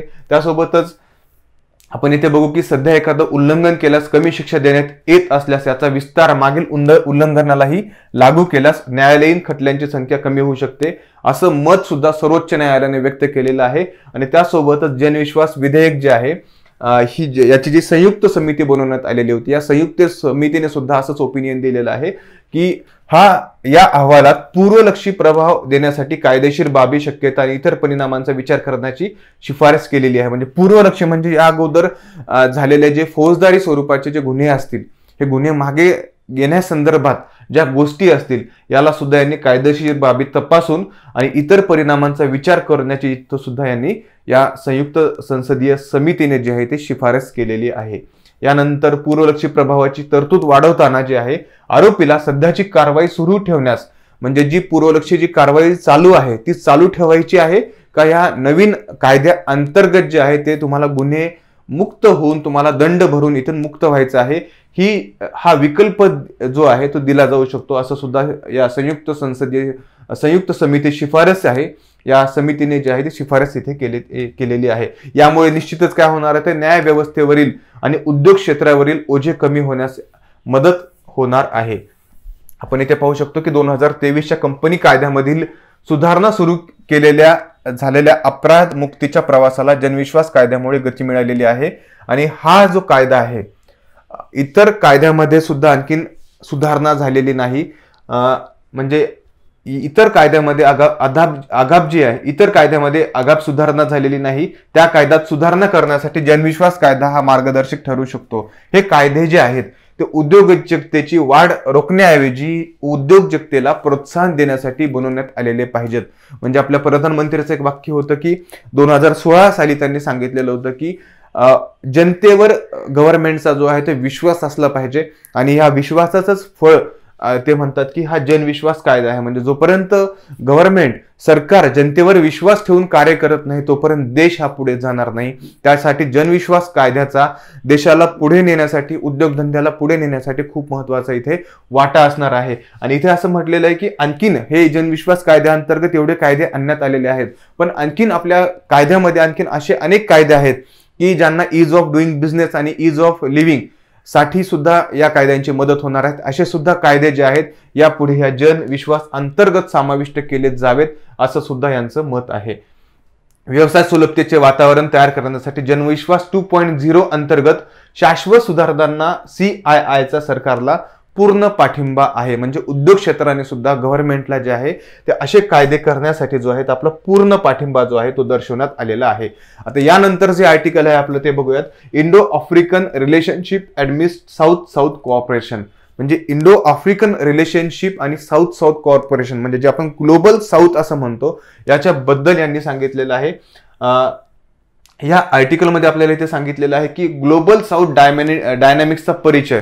आता ग्लोबल साऊथ म्हणजे काय, तर लक्षात घ्या, जगामध्ये जे साऊथकडचे नॉर्थ आणि साऊथ असे दोन प्रदेश आहेत. नॉर्थकडचे जे देश आहेत त्यांना आपण डेव्हलप कंट्री असं म्हणतो, आणि जे साऊथकडचे प्रदेश आहेत, म्हणजे आपण हा जो साऊथ बघतोय, आफ्रिका येईल किंवा साऊथ अमेरिका येईल, त्यासोबतच इंडिया आहे आणि इतर पार्ट सुद्धा आहे. हे जे साऊथकडील देश आहे त्यांना डेव्हलपिंग स्टेट किंवा पुअर स्टेट असं म्हटले जाते गेलेलं आहे, पुअर नेशन्स असं म्हटलं गेलेलं आहे. आता ग्लोबल साऊथचा डायनॅमिक्सचा परिचय कसा आहे इथे, ओके, आपण ह्या Indo African relationship amidst south south corporation, म्हणजे इंडो आफ्रिकन रिलेशनशिप कशी आहे, डिपेंड साऊथ साऊथ कॉर्पोरेशन वरती कशा पद्धतीने आहे हे आपण इथे मेन्शन करणार आहोत. तर ग्लोबल साऊथ आंतरराष्ट्रीय बहुपक्षीयतेमधील एक वेगळा आवाज म्हणून आता उदयास येत आहे. ओके, ग्लोबल साऊथ काय आहे तर वेगळा एक आवाज होत आहे. त्यासोबतच जो विकसनशील देशांच्या मान्यता आणि शक्तींच्या आकांक्षेचे प्रतिनिधित्व करतो. आव्हानांमध्ये व्यापाराच्या प्रतिकूल जागतिक अटी असतील. आपण बघितलेलं आहे की जे डेव्हलप्ड कंट्री आहेत ते वेगवेगळ्या अटी लादत असतात, डेव्हलपिंग कंट्रीवरती वेगवेगळे रिस्ट्रिक्शन टाकत असतात, आणि ह्या व्यापाराच्या प्रतिकूल जागतिक अटी आहेत. मर्यादित गुंतवणुकीच्या संधी ज्या आहेत कोणासाठी, तर ज्या डेव्हलपिंग कंट्रीसाठी. त्यानंतर सार्वभौम कर्जाची चिंता नेहमी, हे कारण आपण म्हणतो की डेव्हलपिंग कंट्री आहेत, गरीब देश आहे, त्यांना नेहमी कर्जाची चिंता असते. ओके, वेगवेगळ्या गोष्टीसाठी यांना पैसे लागतात आणि याची चिंता असते. आणि हवामानातील बदल हा सुद्धा खूप महत्वाचा फॅक्टर आहे, कारण जे डेव्हलप्ड कंट्री आहे त्यांच्या पोल्युशनमुळे किंवा त्यांच्या डेव्हलपमेंटमुळे जे वातावरणामधील बदल झालेले आहेत, आणि हे सर्व वातावरणातील बदल या डेव्हलपिंग कंट्री नी सुद्धा, म्हणजे हे डेव्हलप कंट्रीचं असं म्हणणं असतं की ज्या डेव्हलपिंग कंट्री आहेत यांनी सुद्धा वातावरणातील बदलासाठी पुढाकार घ्यायला हवा. पण इथे एक लक्षात घेण्यासाठी की गोष्ट आहे की जे डेव्हलप्ड कंट्री आहेत ते ऑलरेडी डेव्हलप्ड होऊन बसलेले आहेत किंवा ऑलरेडी हे डेव्हलप्ड झालेले आहेत, आणि यांच्या म्हणजे यांचं असं म्हणणं आहे की आता जे वातावरण बदल आहे याच्यामधील वातावरण बदलाच्या अनुषंगाने जे गोष्टी करायच्या आहेत त्या डेव्हलपिंग कंट्रीने सुद्धा याच्यामध्ये इन्व्हॉल्वमेंट दाखवावी किंवा त्यांना सुद्धा याच्यामध्ये पुढाकार असावा असं यांचं म्हणणं आहे. यासोबतच कोविड-19 जो पॅन्डेमिक आलता त्याच्यामध्ये सुद्धा त्याच्या अंडर सुद्धा डेव्हलपिंग कंट्री म्हणजे साऊथ ज्या कंट्री आहेत साऊथकडच्या त्यांना सुद्धा खूप मोठा इम्पॅक्ट पडलेला आहे. त्यासोबतच संघर्ष आणि राहणीमानाचा वाढता खर्च यासारख्या सुद्धा अलीकडील संकटाचा समावेश आहे. संघर्ष म्हणजे आपण बघू शकतो की जे जगामध्ये संघर्ष चालू असतात, आता मिडल ईस्टमध्ये बघितलेलं आहे, या अगोदर अफगाणिस्तान होता, अफगाणिस्तानच्या अगोदर सिरियामध्ये संघर्ष होता, अफगाणिस्तानमध्ये आहे, आता इस्रायल हमासचा संघर्ष आहे. त्यासोबतच जी अस्थिरता आहे म्हणजे भौगोलिक अस्थिरता आहे ती सर्वात जास्त जी आहे ते साऊथ रिजनमध्ये आहे असं आपण म्हणू शकतो. आणि यामुळे जे आहे ते साऊथ रिजन जे आहे मिडल ईस्ट असेल किंवा जो संपूर्ण साऊथ रिजन असेल तो अनेक संकटाचा जो आहे तो सामना इथे करत आहे. आपण याच्यामध्ये बघूयात की जागतिक दक्षिणेत भारताची आता भूमिका काय आहे. ओके, हे जर साऊथ कॉर्पोरेशन आहे किंवा या साऊथ स्टेटमध्ये भारताची भूमिका किती महत्वाची आहे, तर भारत जो आहे तर नॉन अलायन्स मुवमेंटचे संस्थापक आणि G77 चर्चेत सक्रिय सहभागी म्हणून जागतिक दक्षिणेसाठी एक कायदेशीर आवाज म्हणून स्वतःला स्थान देत आहे. ओके, म्हणजे भारताचं महत्व हे साऊथमध्ये खूप वाढत आहे. त्यासोबतच जागतिक नियम निर्मितीमध्ये विजय मिळवण्यासाठी प्रतिष्ठित भांडवलाचा वापर करते आणि विकसनशील राष्ट्रांच्या चिंतेच्या समस्यांचे निराकरण करते. म्हणजे आपण बघू शकतो की भारत जो आहे तो नेहमीच साऊथमधील जे देश आहे त्यांचा कुठल्याही मदतीची गरज असेल किंवा कुठल्याही यांच्याकडे जे नैसर्गिक एखादी आपत्ती आली तर सर्वात पहिले त्यांना मदत पाठवणारा देश म्हणून भारताची ही नावलौकिक इथे झालेला आहे. आणि भारत जो आहे तो साऊथ जो कॉर्पोरेशन आहे त्यांना नेहमी ग्लोबल मंचावर नेण्यासाठी जो आहे तो पुढाकार आपल्याला घेताना इथे दिसत आहे. यासोबतच भारत आणि आफ्रिका यांच्यातील ऐतिहासिक संबंध आहेत. ऐतिहासिक जे संबंध आहेत ते सिंधू खोऱ्या आणि आफ्रिकन संस्कृतीमधील प्राचीन व्यापार दस्तऐवजीकरणावरून असे दिसते की हे सिंधू खोरे जे होते ते सिंधू खोऱ्यापासून सिंधू संस्कृतीपासून हे जे संबंध आहेत ते आफ्रिकेशी भारताचे खूप चांगले संबंध राहिलेले आहेत. हिंद महासागरामध्ये प्राचीन इजिप्त आणि भारतीय शासन यांच्यातील सागरी संवादाने मान्सून संस्कृती स्थापन केलेली आहे. म्हणजे ते व्यापारी संबंध जे आहेत भारताचे आणि आफ्रिकेचे जे आहेत यांचे व्यापारी संबंध वाढून एक मान्सून संस्कृती या रिलेशनमध्ये जे आहे ती इस्टॅब्लिश झालेली आहे. दक्षिण आफ्रिकेतील महात्मा गांधीचे नैतिक आणि राजकीय प्रबोधन गांधीवादी नीतिमत्तेबद्दल कृतज्ञता व्यक्त करणाऱ्या आफ्रिकन नेत्यांशी संबंध दृढ करते. आपण बघितलेलं आहे की आपण जे महात्मा गांधी आहेत आफ्रिकेमध्ये बराच काळ राहिलेले होते आणि त्यांच्या विचारांचा प्रभाव तेथील नेत्यांवरती सुद्धा पडलेला होता. त्यामुळे नेल्सन मंडेला सारखे अनेक नेते त्यांना सुद्धा गांधीवादी नेते असं म्हटलं जातं. आणि यामुळे सुद्धा दक्षिण आफ्रिका आणि भारताचं एक रिलेशन आहे ज्याच्यामध्ये आपण एक नाजूक दोर असं म्हणूयात की ती टिकून आहे. आणि यासोबतच दक्षिण आफ्रिका आणि भारत एकमेकांना प्रत्येक क्षेत्रामध्ये जे आहे ते एकमेकाच्या सहयोग करत आलेले आहेत. ओके, आपण इथे म्हणू शकतो की आणखीन आफ्रिकन विकासात भारताचे योगदान हे सुद्धा खूप महत्वाचे राहिलेले आहे. आपण बघू शकतो की नव्याने स्वतंत्र झालेल्या आफ्रिकन राज्यांना पाठिंबा देत संयुक्त राष्ट्राच्या शांतता मोहिमेमध्ये सुद्धा सक्रियपणे सहभागी होतो. म्हणजे भारताच्या पुढाकाराने जे आहे ते UN संयुक्त राष्ट्राची शांतता मोहीम जी आहे ती आफ्रिकेमध्ये आलेली आहे आणि आफ्रिकी देशांना याचा खूप मोठ्या प्रमाणावरती फायदा होताना किंवा लाभ होताना आपल्याला दिसत आहे. त्यासोबतच आता G20 झालेली आहे. त्या G20 मध्ये सुद्धा भारताच्या पुढाकारानं आफ्रिकन युनियनचा समावेश जे आहे तो G20 मध्ये करण्यात आलेला आहे. म्हणजे ही सुद्धा खूप मोठी अचिव्हमेंट जी आहे ते भारतासाठी आणि आफ्रिकेसाठी राहिलेली आहे. कारण या विकसित देशांच्या ज्या G20 ऑर्गनायझेशन आहे याच्यामध्ये आफ्रिकेचा सुद्धा समावेश भारताच्या पुढाकाराने करण्यात आलेला आहे. यानंतर बांडुंग परिषद असेल, या बांडुंग परिषद म्हणजे साऊथ कोऑपरेशन असेल, यामध्ये एक मैलाचा दगड आहे ज्याने उत्तर प्रबळ प्रणालींना आव्हान दिलेले आहे. जी बांडुंग परिषद आहे, ओके, किंवा बांडुंग कॉन्फरन्स असं म्हणतो. या कॉन्फरन्सने आणि त्यासोबतच दक्षिण सहकार्य साऊथ कोऑपरेशनने उत्तर म्हणजे जे डेव्हलपिंग कंट्री आहेत साऊथ मधल्या त्यांनी डेव्हलप्ड कंट्रीला सुद्धा एक मोठ्या प्रमाणात आव्हान देण्याचा इथे प्रयत्न केलेला आहे. इंडो आफ्रिकन सहकार्य गतिशीलतामध्ये आपण बघू शकतो की UN सुरक्षा परिषद असेल, त्याची सुधारणा असेल, आरोग्य समानता असेल, हवामान न्याय असेल, ऊर्जा सुरक्षा यावरती सुद्धा लक्ष केंद्रित केल्याने द्विपक्षीय आणि बहुपक्षीय प्रतिबद्धता ज्या आहेत इंडो आफ्रिका मधल्या मजबूत होताना आपल्याला दिसत आहेत. त्यासोबत इकोवॉस, ECOWAS, African continental free trade agreement, BRICS असेल, OIC असेल, एशियन डेव्हलपमेंट बँक असेल, त्यानंतर NBD असेल, न्यू डेव्हलपमेंट बँक असेल आणि बरेच काही प्रादेशिक संस्थापर्यंत प्रतिबद्धता ज्या आहेत त्या विस्तरित झालेल्या आहेत. म्हणजे भारत आफ्रिकाचं कॉर्पोरेशन आहे या संघटनामध्ये आपल्याला जागतिक स्तरावरती जे आहे ते दिसून येतं किंवा साऊथ कॉर्पोरेशन जे आहे ते जागतिक स्तरावरती जे आहे इथे इम्पॅक्ट होताना किंवा इथे आपली एक वेगळी ओळख निर्माण करताना इथे दिसत आहे. इंडो आफ्रिकन कॉर्पोरेशन डायनॅमिक्स सुद्धा याच्यामध्ये खूप महत्वाचा रोल प्ले करत आहे. कारण इंडियाचं आफ्रिकाचं कॉर्पोरेशन सुद्धा वर्ल्ड डायनॅमिक्स मध्ये जे आहे ते खूप महत्वाचा किंवा इम्पॉर्टंट रोल आहे. आर्थिक आणि व्यापारी संबंधामध्ये आपण बघू शकतो की 2001 ते 2013 दरम्यान व्यापाराचे प्रमाण 14 पटीने वाढलेले आहे. संकरित प्रतिबद्धता धोरणासह भारत आफ्रिकेतील शीर्ष 5 आफ्रिकेमधील सर्वात मोठे गुंतवणूकदार आहेत. त्यांच्या गुंतवणूकदारामध्ये सर्वात महत्वाचा भारताचा एक नंबर इथे आलेला आहे. म्हणजे 5 गुंतवणूकदारांमधील आफ्रिकेतील भारताचा एक त्याच्यामध्ये एक भारत जो आहे तो समाविष्ट आहे. आणि व्यापार वैविध्य, खाजगी गुंतवणूक आणि भारत आफ्रिका भागीदारी प्रकल्प यासारखे उपक्रम 2022-23 पर्यंत व्यापार जो आहे तो 100 अब्जापर्यंत पोहोचवण्यास योगदान करतात. बघा लक्षात घ्या, 2001 ते 2013 दरम्यान जे आहे व्यापाराचे प्रमाण 14 पटीने वाढले होते. कुठे? भारत आणि आफ्रिकेमध्ये. आता 2023-24 पर्यंत हा जो व्यापार आहे तो 100 अब्ज डॉलर पर्यंत पोहोचवलेला आहे. ओके, म्हणजे किती प्रमाणात व्यापारामध्ये जे आहे भारत आफ्रिकेमध्ये वाढ होताना आपल्याला इथे दिसत आहे. विकासात्मक उपक्रम आणि गुंतवणूक, एक्झिम बँकेचा फोकस आफ्रिका कार्यक्रम आणि भारत आफ्रिका भागीदारी प्रकल्प यासारखे उपक्रम विकासाला चालना देतो. एक्झिम बँकेचा सुद्धा इथे खूप फोकस आफ्रिका कार्यक्रम सुद्धा खूप महत्वाचा रोल जो आहे तो आफ्रिकेमध्ये आपल्याला प्ले करताना इथे दिसत आहे.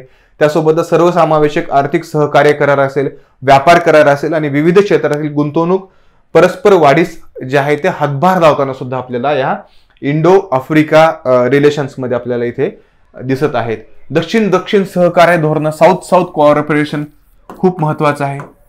ओके, याला ग्लोबल साऊथ असं टर्म दिलेली आहे. ग्लोबल साऊथ म्हणजे जो साऊथचा प्रदेश आहे, जे डेव्हलपिंग कंट्रीज आहे, त्या पुअर कंट्री आहे, त्याला ग्लोबल साऊथ असं म्हटलेलं आहे.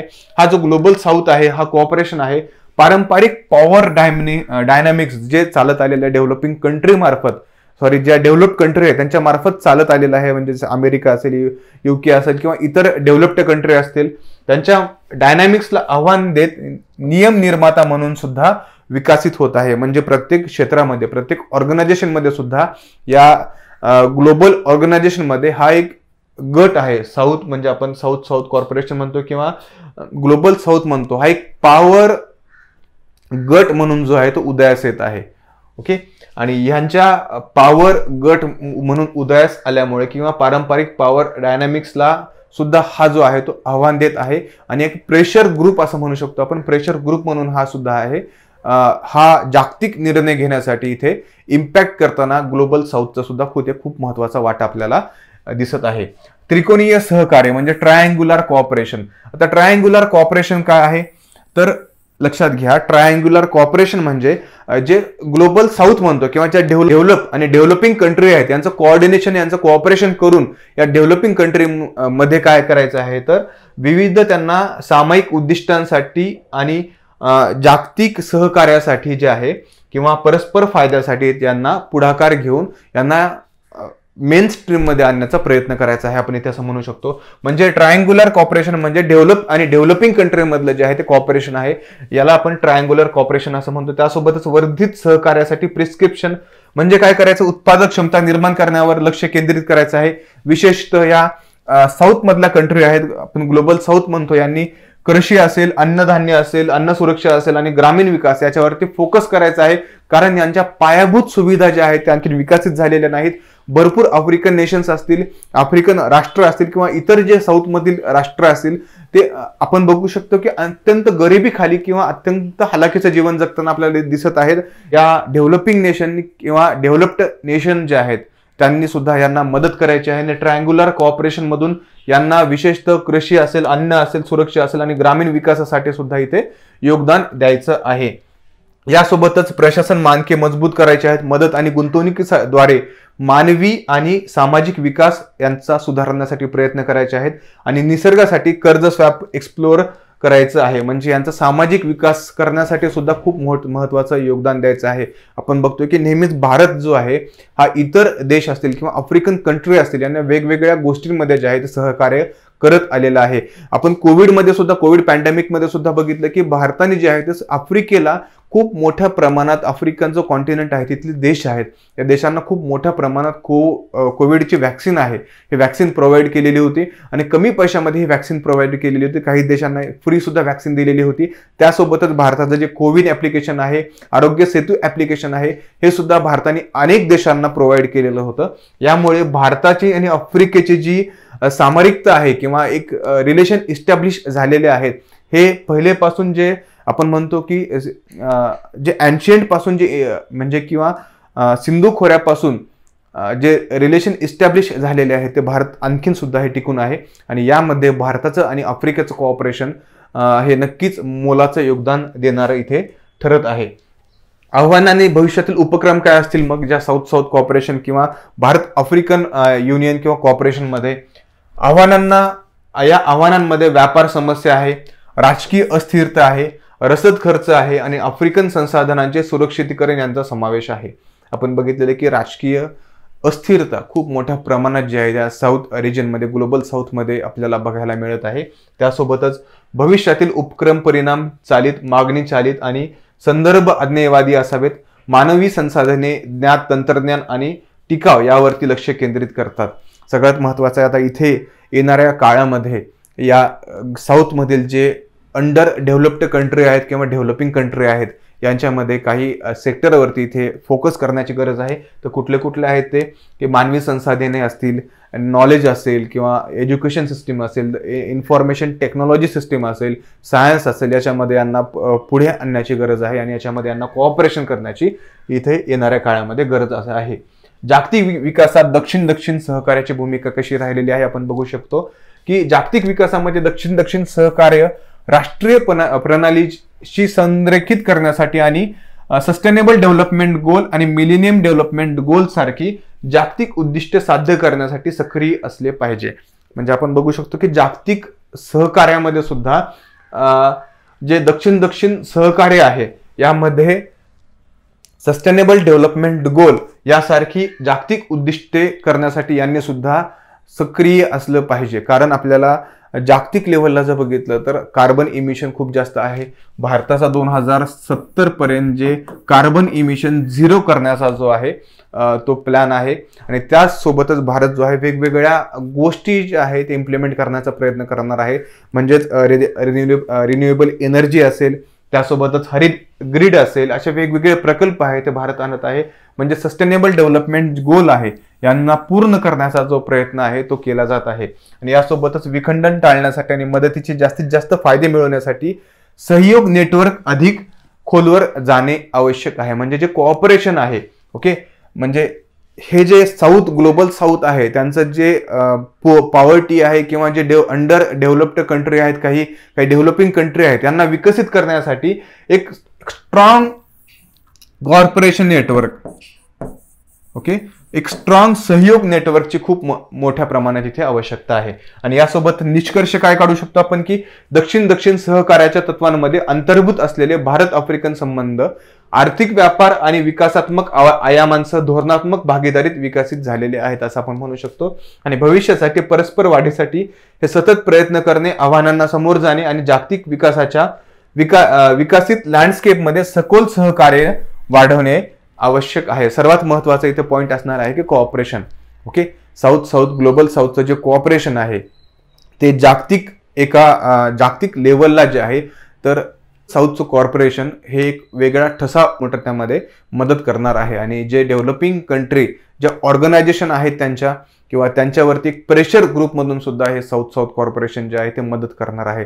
आणि त्यांना जे डिसिजन आहे ते साऊथसाठी जे डिसिजन घेतलेले आहेत त्यांनी किंवा जगासाठी ज्या UN सारख्या एजन्सी ज्या आहेत ते डिसिजन किंवा निर्णय घेत असतात, या निर्णयावरती सुद्धा प्रभाव पाडण्यासाठी साऊथ कॉर्पोरेशन हे खूप म्हणजे येणाऱ्या काळामध्ये किंवा आता खूप महत्त्वाचं ठरणार आहे.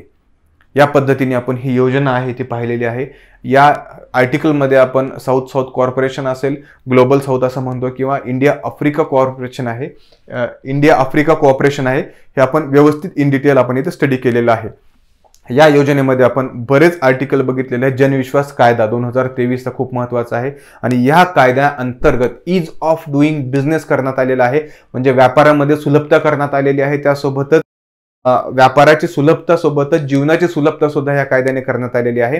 कारण आपण बघितलेलं आहे की अशा अनेक कायदे या जनविश्वास अंडर आलेले आहेत आणि याने काय केलेलं आहे तर फौजदारी गुन्हा हा शिथिल करून इथे गुन्ह्याची शिक्षा म्हणजे दंडाची शिक्षा जी आहे ती इथे प्रस्थापित केलेली आहे. आणि यासोबतच आपण आणखीन बघितलेलं आहे की जनविश्वास कायदा जो आहे तो तयार कसा झालेला आहे, याचे स्टेप्स कसे झालेले आहेत, म्हणजे प्रोसिजर कशी झालेली आहे. कारण हा एक भारतासारख्या देशामध्ये एकदम नवीन जनविश्वास कायद्यासारखा एक कायदा तयार करणे आणि अनेक कायद्यांचा समाविष्ट किंवा अनेक कायद्यामधील ज्या बाबी आहेत त्यांचा समाविष्ट करून एक कायदा बनवणे ही सुद्धा किती जटिल प्रोसिजर होती हे सुद्धा आपण इथे अभ्यासलेलं आहे. त्यासोबतच E market place, okay, government E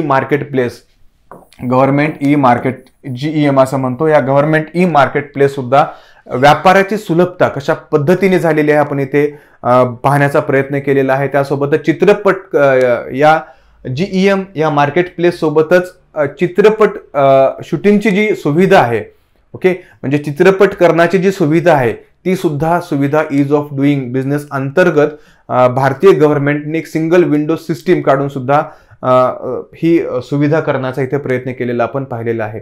त्यासोबतच आपण आणखीन भारतासाठी जनविश्वास कायदा किती महत्त्वाचा आहे हे सुद्धा या मागील जे आर्टिकल आहे त्याच्यामध्ये बघितलेलं आहे की या जनविश्वास कायद्या अंतर्गत ज्या सुधारणा झालेल्या आहेत त्याच्यामुळे न्यायालयाचं ओझं सुद्धा आहे ते खूप कमी होण्यास मदत झालेली आहे. आणि त्यासोबतच ज्या मागील गोष्टी झालेल्या होत्या किंवा जे पूर्वलक्षित या कायद्यांनी ज्या शिक्षा करण्यात आलेल्या होत्या फौजदारी स्वरूपाच्या त्या सुद्धा शिक्षा शिथिल करण्यासाठी प्रयत्न करण्यात येण्याची सुद्धा इथे या समितीने जी आहे ती शिफारस केलेली आहे. आणि त्यासोबतच आपण बघितलेलं आहे की जे साऊथ ग्लोबल साऊथ कॉर्पोरेशन आहे किंवा इंडिया आफ्रिका कोऑपरेशन आहे, याने जागतिक एक ग्लोबल साऊथला एक जागतिक स्तरावरती एक कॉपरेशन करून एक आपला वेगळा ठसा उमटण्यासाठी जे आहे ते मदत करण्यात महत्त्वाची ती भूमिका बजावलेली आहे. या पद्धतीने आपण योजनामध्ये ईज ऑफ डुईंग बिझनेस कसा करायचा या पद्धतीने बघितलेले आहे.